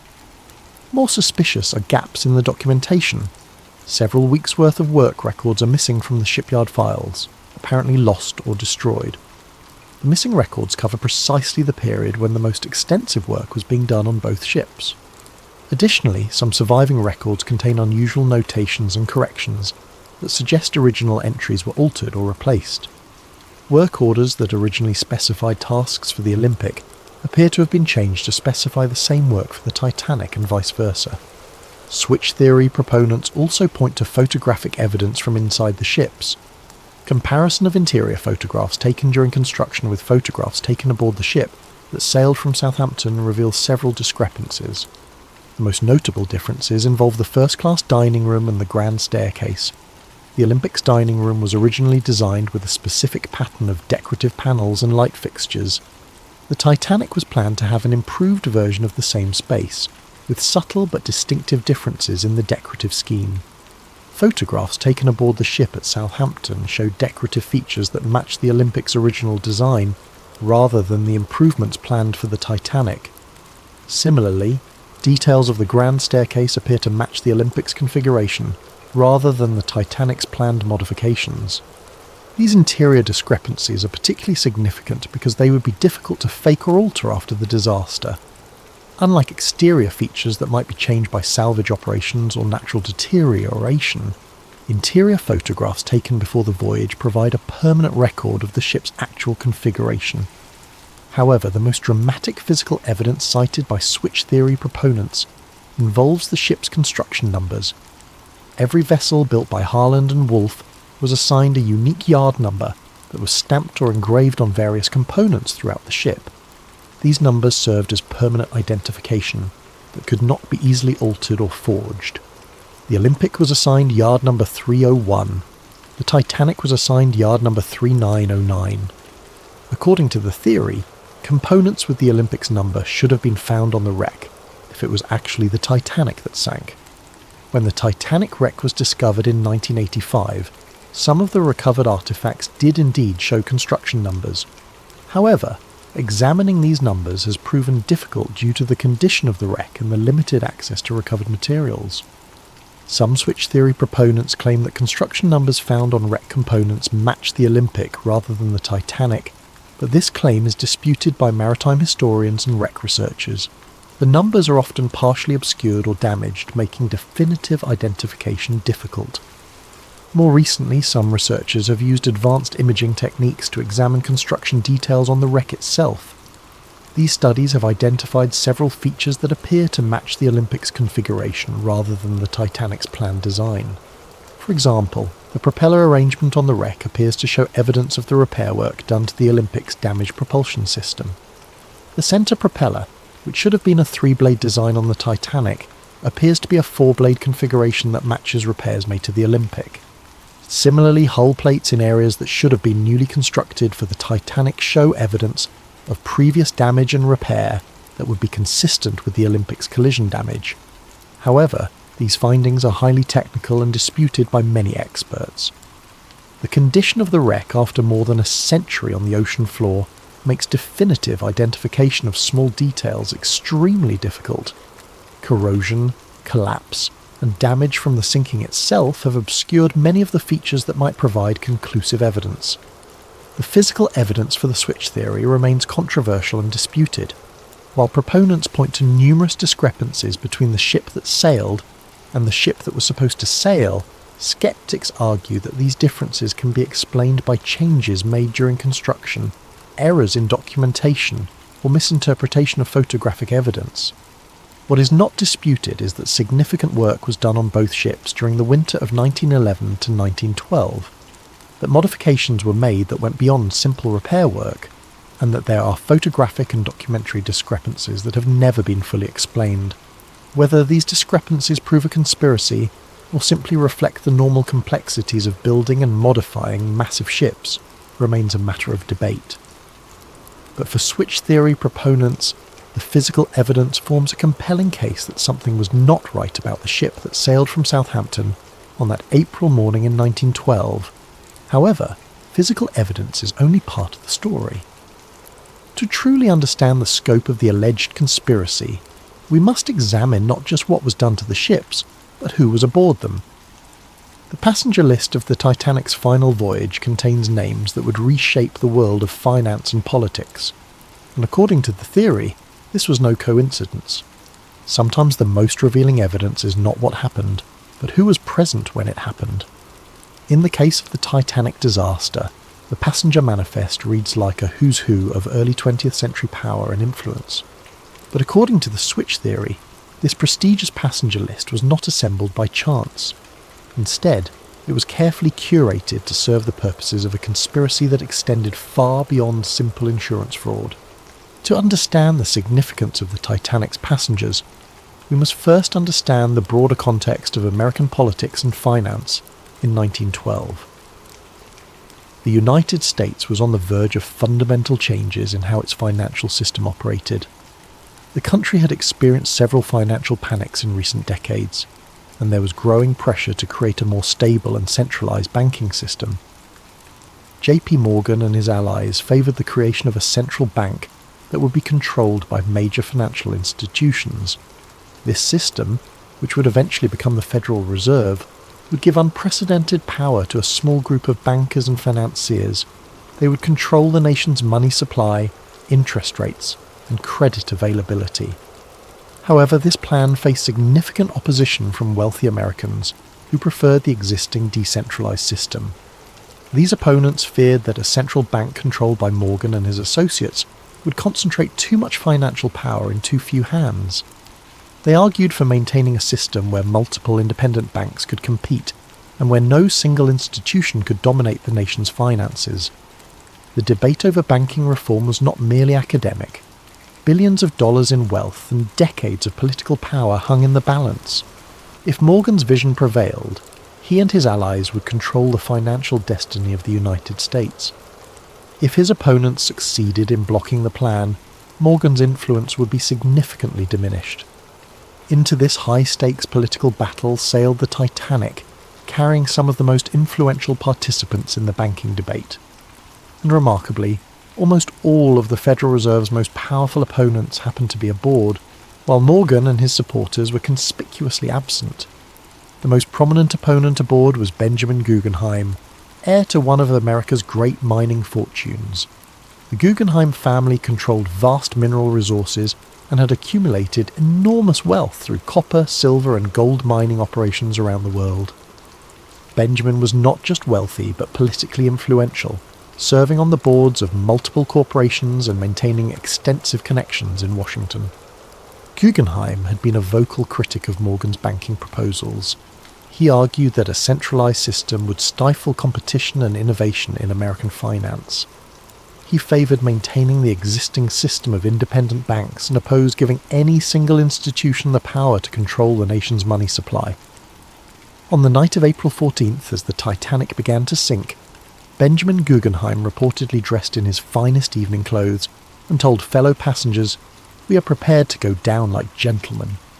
His body was never recovered. Also aboard was Isidor Straus, co-owner of Macy's department store and another influential voice in American business. Straus had built his retail empire through careful management and conservative financial practices. He distrusted the kind of financial manipulation that Morgan specialized in and opposed the creation of a central bank that would facilitate such practices.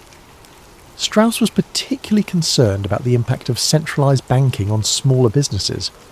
He argued that a Morgan-controlled central bank would favor large corporations at the expense of independent merchants and entrepreneurs. His opposition to the Federal Reserve Plan was well known in political circles. When the Titanic began to sink, Isidore and his wife Ida were offered places in a lifeboat. According to witnesses, Ida refused to leave her husband, saying, "We have lived together for 40 years. Where you go, I go." They were last seen sitting together on deck chairs as the ship tilted toward her final plunge. Neither body was ever found. Perhaps most significant was the presence of John Jacob Astor IV, one of the wealthiest Americans and a man whose financial influence rivaled Morgan's own. Astor had inherited a vast real estate empire and had expanded it into hotels, railroads, and other investments. His personal fortune was estimated at over $87 million, roughly $2 billion in today's currency. Astor was not merely wealthy, but politically sophisticated. He understood the implications of Morgan's banking proposals and opposed them on both economic and political grounds. He argued that giving Morgan's group control over the nation's banking system would create a financial oligarchy that would undermine American democratic institutions. More than any other individual, Astor had the wealth and influence to effectively oppose Morgan's plans. His opposition carried weight in Congress and in the financial community. If anyone could have blocked the creation of the Federal Reserve, it was John Jacob Astor IV. Astor was travelling on the Titanic with his pregnant young wife, Madeline. When the ship began to sink, he helped her into a lifeboat but was refused passage himself under the Women and Children First protocol. His body was recovered days later, reportedly with his gold watch still in his pocket and over $2,000 in cash. His death eliminated one of the most powerful obstacles to Morgan's banking ambitions. These three men, Guggenheim, Straus and Astor, represented the core of wealthy American opposition to the Federal Reserve Plan. Their combined influence, both financial and political, posed a serious threat to Morgan's vision of centralized banking control. Their deaths removed major obstacles to the passage of Federal Reserve legislation. But the passenger list's significance extends beyond these three prominent figures. Several other Titanic passengers had connections to the banking debate or to Morgan's business interests. Some were allies who might have provided testimony or support that could have been problematic for the conspiracy. Others were neutral parties whose presence might have been seen as providing legitimacy to the voyage. The theory suggests that the passenger list was carefully managed to ensure that the right people were aboard and the wrong people were not. Key figures in the banking debate who opposed Morgan were encouraged or induced to sail, while those who might have interfered with the plan were kept away. This management allegedly extended to the crew assignments as well. Captain Edward Smith, who commanded the ship, was nearing retirement, and may have been chosen partly because his career was ending anyway. If he survived the disaster, he would soon be out of the shipping business and less likely to cause problems. If he didn't survive, his death would be seen as a heroic sacrifice rather than evidence of conspiracy. Other key crew members were reportedly chosen for their loyalty to the White Star Line or their lack of detailed knowledge about the ship's construction. Engineers and officers who might have been able to identify discrepancies between the Olympic and Titanic were either not assigned to the voyage or were placed in positions where they would be unlikely to survive if something went wrong. Perhaps most tellingly, J.P. Morgan himself had originally booked passage on the Titanic's maiden voyage. As the owner of the shipping line and the man whose vision the voyage was meant to showcase, Morgan's presence would have been expected and appropriate. His cabin had been reserved, his passage confirmed, and his attendance at various social events planned. But at the last minute, Morgan cancelled his trip, citing illness. He claimed to be suffering from a minor ailment that prevented him from travelling, and he remained in France where he had been vacationing. Remarkably, several of Morgan's close business associates also cancelled their bookings at the last minute, citing various personal and business reasons. The pattern of cancellations was so notable that it attracted attention even at the time. Several newspapers commented on the unusual number of prominent businessmen who had changed their travel plans. Some observers wondered whether there might have been advance warning of problems with the ship or the voyage. Morgan's cancellation is particularly suspicious because he was photographed in apparently good health at a French resort just days after the disaster. He showed no signs of the illness that had supposedly prevented him from travelling, and he resumed his normal activities immediately after learning of the Titanic's fate. Even more suspicious were the cancellations by Morgan's business partners. Henry Clay Frick, the steel magnate and longtime Morgan ally, had booked passage but cancelled, citing his wife's health. George Washington Vanderbilt II, another Morgan associate, also cancelled his booking at the last minute. Milton Hershey, the chocolate manufacturer who had business relationships with Morgan's interests, similarly changed his travel plans. The pattern suggests that Morgan and his inner circle knew something that the general passengers did not. Whether they had advanced knowledge of the planned disaster or simply knew that the ship was not safe due to the identity switch, they took steps to avoid being aboard when the conspiracy was carried out. Meanwhile, Morgan's opponents in the banking debates sailed to their deaths, apparently unaware of the danger they faced. The convenient elimination of the Federal Reserve's most powerful critics cleared the way for the legislation that Morgan had been promoting. Indeed, the Federal Reserve Act was passed by Congress in December 1913, less than 2 years after the Titanic disaster. The legislation created the central banking system that Morgan had long advocated, giving him and his associates unprecedented control over American finance. The deaths of Astor, Guggenheim, and Strauss had removed the most influential voices that might have prevented this outcome. Some versions of the switch theory go even further, suggesting that the passenger list was managed not just to eliminate political opponents, but also to provide witnesses who would support the official story of the disaster. Certain passengers and crew members who survived the sinking provided testimony that reinforced the narrative of an accidental collision with an iceberg. These survivors described the impact, the flooding, and the sinking in ways that supported the insurance claims and deflected suspicion from the possibility of sabotage or deliberate destruction. Their accounts helped establish the official version of events that has persisted for over a century. However, other survivors provided testimony that was less helpful to the official narrative. Some reported hearing explosions before the ship began to sink, suggesting possible sabotage. Others described unusual behaviour by crew members or problems with the ship's equipment that might have indicated advanced planning of the disaster. These problematic testimonies were reportedly suppressed or discredited during the official investigations. Survivors who told inconvenient stories found their credibility questioned or their testimony excluded from the final reports. The investigation focused on technical questions about ship design and safety procedures rather than examining the possibility of deliberate destruction. The passenger list evidence is compelling but circumstantial. The coincidence of having so many Federal Reserve opponents aboard while Morgan and his allies stayed away is remarkable, but it could be explained by factors other than conspiracy. The timing of the banking legislation might have been influenced by the victims' deaths, but correlation does not necessarily prove causation. However, when combined with the physical evidence and the financial motives, The passenger list adds another layer to the case for the switch theory. The pattern of who was aboard and who wasn't suggests a level of planning and coordination that goes beyond simple insurance fraud. If the theory is correct, the Titanic disaster was not just about swapping damaged ships or collecting insurance money. It was about reshaping the American financial system and eliminating opposition to a plan that would concentrate enormous power in the hands of a few men. But such an ambitious conspiracy would require more than just manipulating passenger lists and switching ships. It would require control over the disaster itself, ensuring that the sinking occurred under circumstances that would support the official story while achieving the conspiracy's goals. As we'll see in the next chapter, proponents of the switch theory believe that every aspect of the sinking was carefully planned and executed. The final act of any great conspiracy must be the most carefully orchestrated.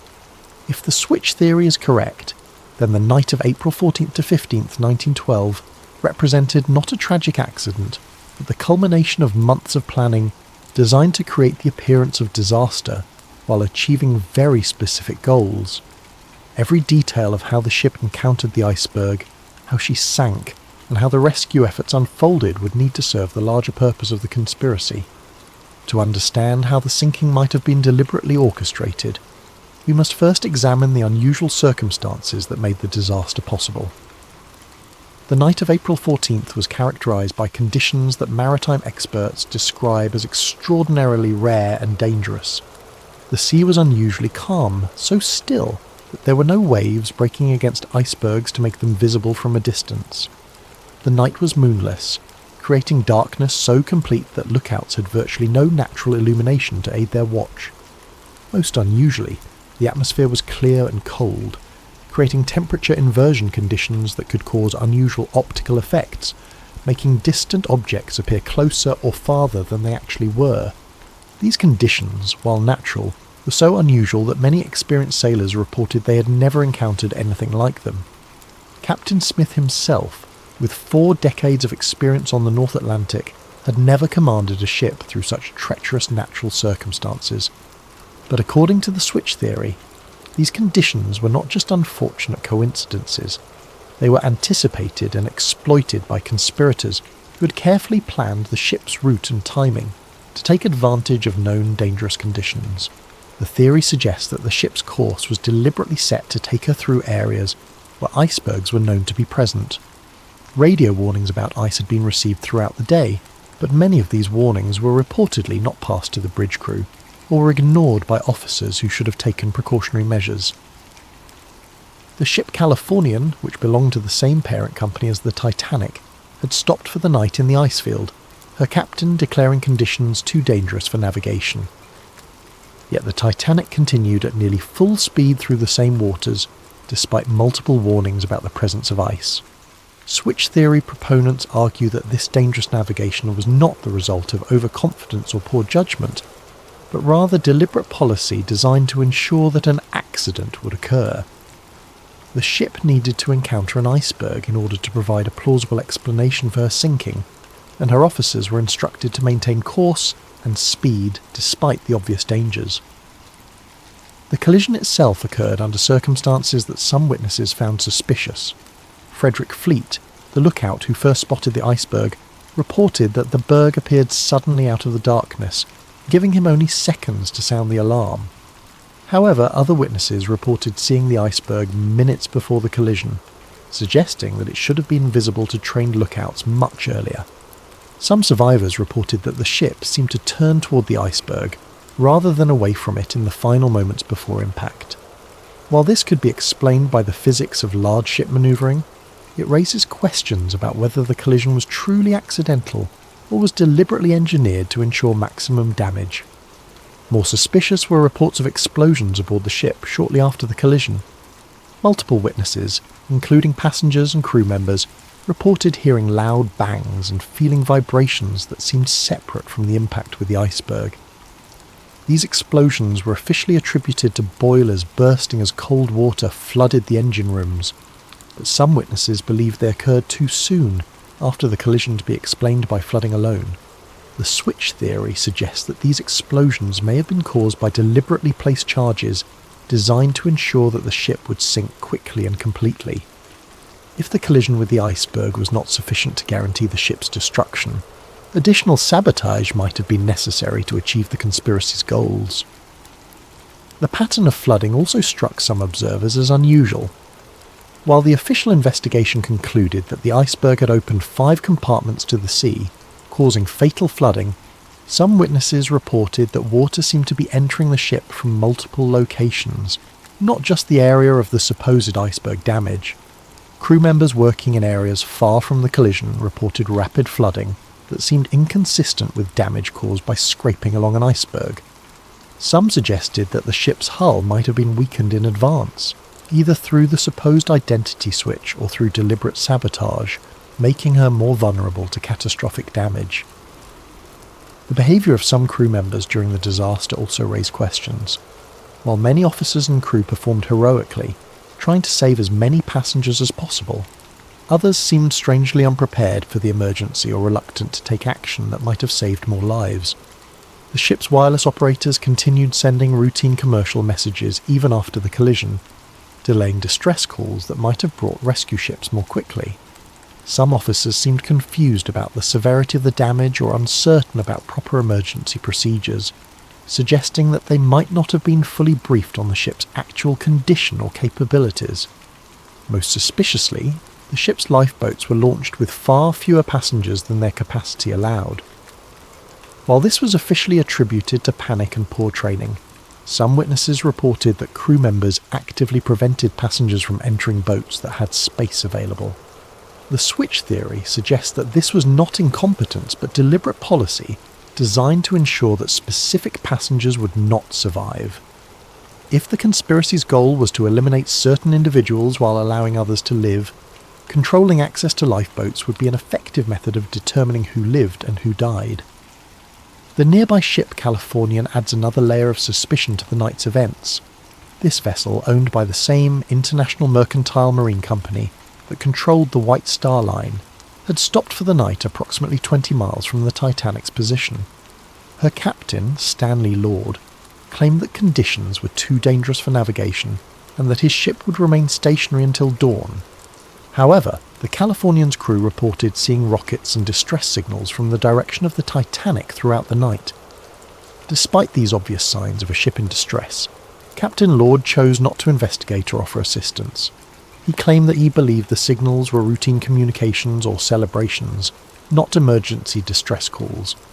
This explanation seems implausible given that the Californian's crew were experienced sailors who should have recognized distress rockets when they saw them.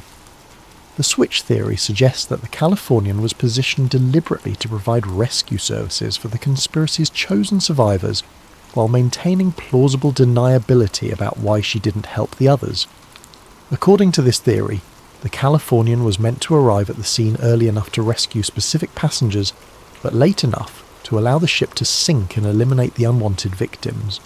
However, a miscommunication or timing error prevented this plan from working properly, leaving the Californian too far away to effectively participate in the rescue. Instead, the rescue was carried out by the Carpathia, a ship belonging to a different company that responded to the Titanic's distress calls and arrived at the scene several hours after the sinking. The Carpathia's captain and crew were not part of the conspiracy and performed genuine rescue work, saving over 700 survivors.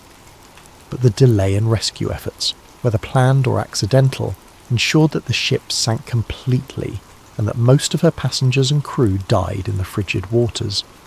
This served the conspiracy's purposes by eliminating witnesses who might have been able to identify discrepancies between the Olympic and Titanic, while also removing the political opponents whose deaths were part of the larger plan.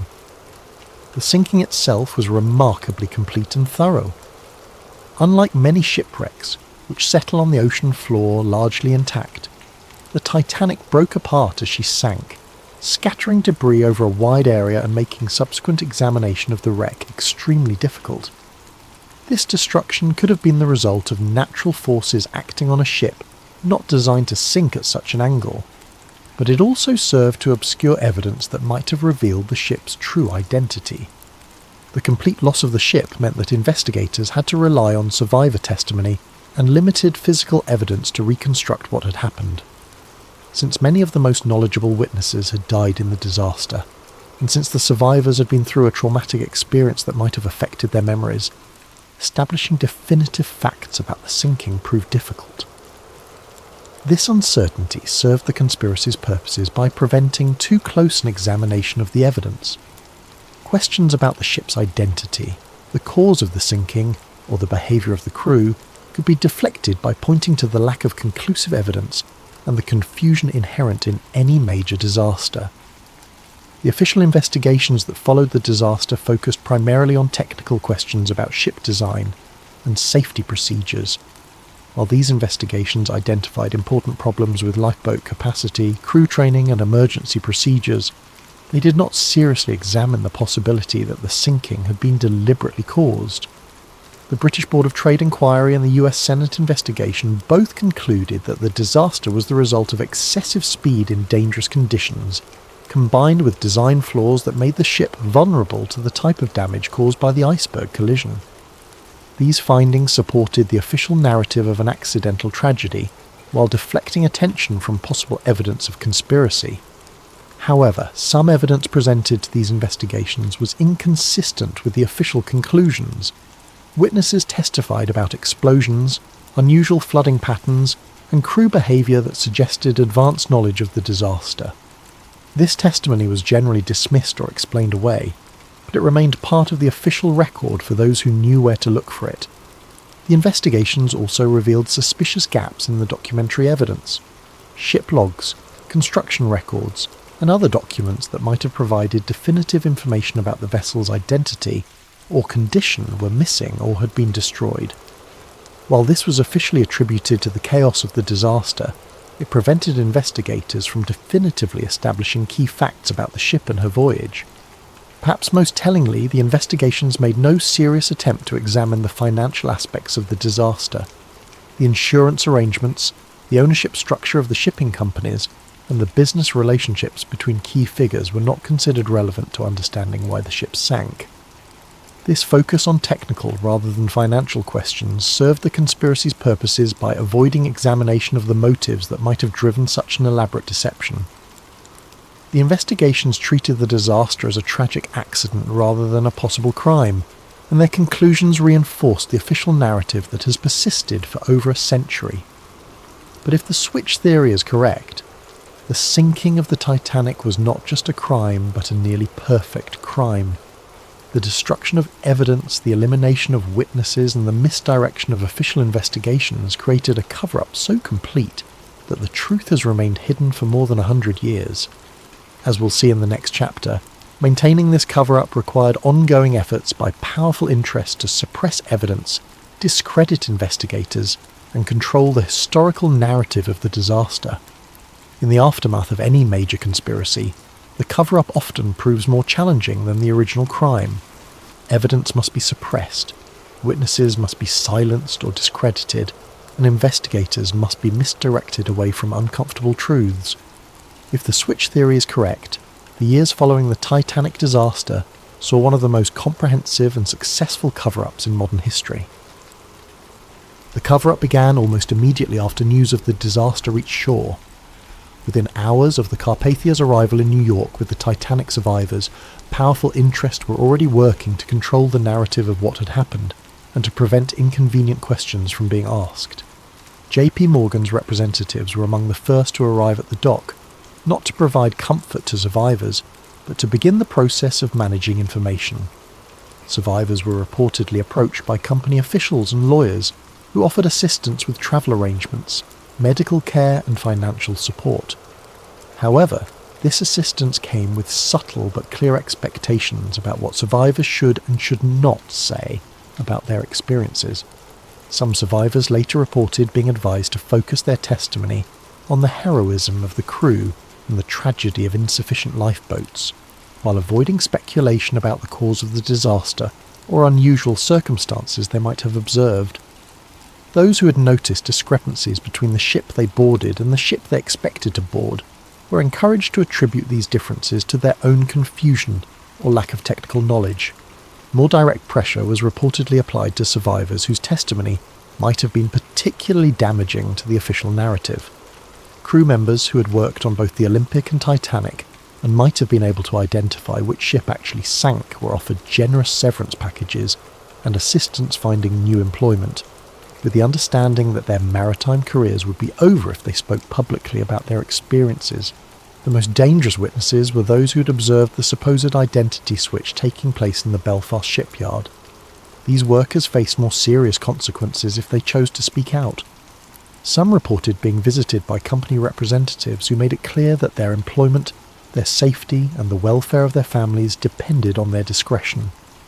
James Fenton, the painter who had noticed unusual modifications being made to the Olympic, later claimed that he was approached by men who warned him that discussing his observations would be considered a breach of his employment contract and potentially a criminal violation of trade secrets laws. He was told that speaking to journalists or investigators could result in prosecution and imprisonment. Other shipyard workers reported similar intimidation. Some were offered money to relocate to distant cities where they would be less likely to encounter investigators or journalists. Others were simply fired from their jobs and found that their names had been blacklisted throughout the shipbuilding industry, making it impossible for them to find similar work.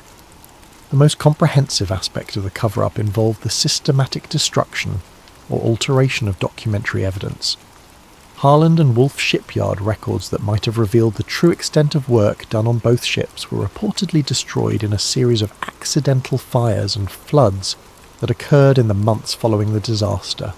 Work orders, progress reports, and material requisitions that could have definitively established which ship was which were among the documents lost in these convenient accidents.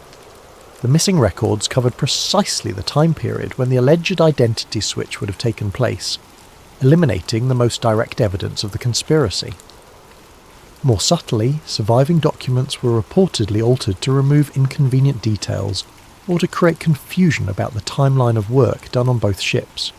Serial numbers were changed, dates were altered, and work descriptions were modified to obscure the true nature of the modifications that had been made. The British Board of Trade investigation, which was the primary official inquiry into the disaster, showed unusual patterns in how it gathered and evaluated evidence. The investigation focused almost exclusively on technical questions about ship design and safety procedures, while avoiding examination of financial motives or business relationships that might have suggested conspiracy. Key witnesses who might have provided inconvenient testimony were not called to testify, or their testimony was limited to narrow technical questions that avoided broader issues about the ship's identity or the circumstances of the voyage. The investigation's final report contained numerous conclusions that were not fully supported by the evidence presented, suggesting that the outcomes had been predetermined. Even more suspicious was the speed with which the investigation was concluded and its findings accepted by government authorities. For a disaster of such magnitude and complexity, the investigation was remarkably brief and superficial. Important questions were left unanswered, and significant discrepancies in witness testimony were ignored or explained away without adequate investigation. The US Senate investigation, led by Senator William Alden Smith, initially appeared more thorough and independent. Senator Smith was known for his skepticism of large corporations and his willingness to challenge powerful interests. His investigation called numerous witnesses and examined many aspects of the disaster that the British inquiry had ignored. However, as the investigation proceeded, it became apparent that Senator Smith was facing pressure from influential sources to limit the scope of his inquiry. Key witnesses were suddenly unavailable or changed their testimony between preliminary interviews and formal hearings. Documentary evidence that had been promised to the investigation failed to materialize or was found to be incomplete. Most tellingly, the investigation avoided examining the financial aspects of the disaster. Despite the enormous insurance claims involved and the clear financial benefits that accrued to certain parties, the investigation treated these as irrelevant side issues rather than potential motives for conspiracy. The final report of the Senate investigation contained strong criticisms of White Star Line safety procedures and British maritime regulations, but it concluded that the disaster was fundamentally accidental. Like the British inquiry, It avoided any suggestion that the sinking might have been deliberately caused, or that there might have been financial motives behind the tragedy. In the years following the official investigations, efforts to independently examine the disaster faced systematic obstruction. Journalists who attempted to investigate discrepancies in the official story found their sources drying up and their access to information restricted. Maritime historians who raised questions about the disaster's circumstances found their work discredited or their employment threatened. Perhaps most remarkably, several independent investigators who had begun to uncover evidence supporting the switch theory died under suspicious circumstances. Some died in apparent accidents, others from sudden illnesses, and still others simply disappeared while pursuing their research.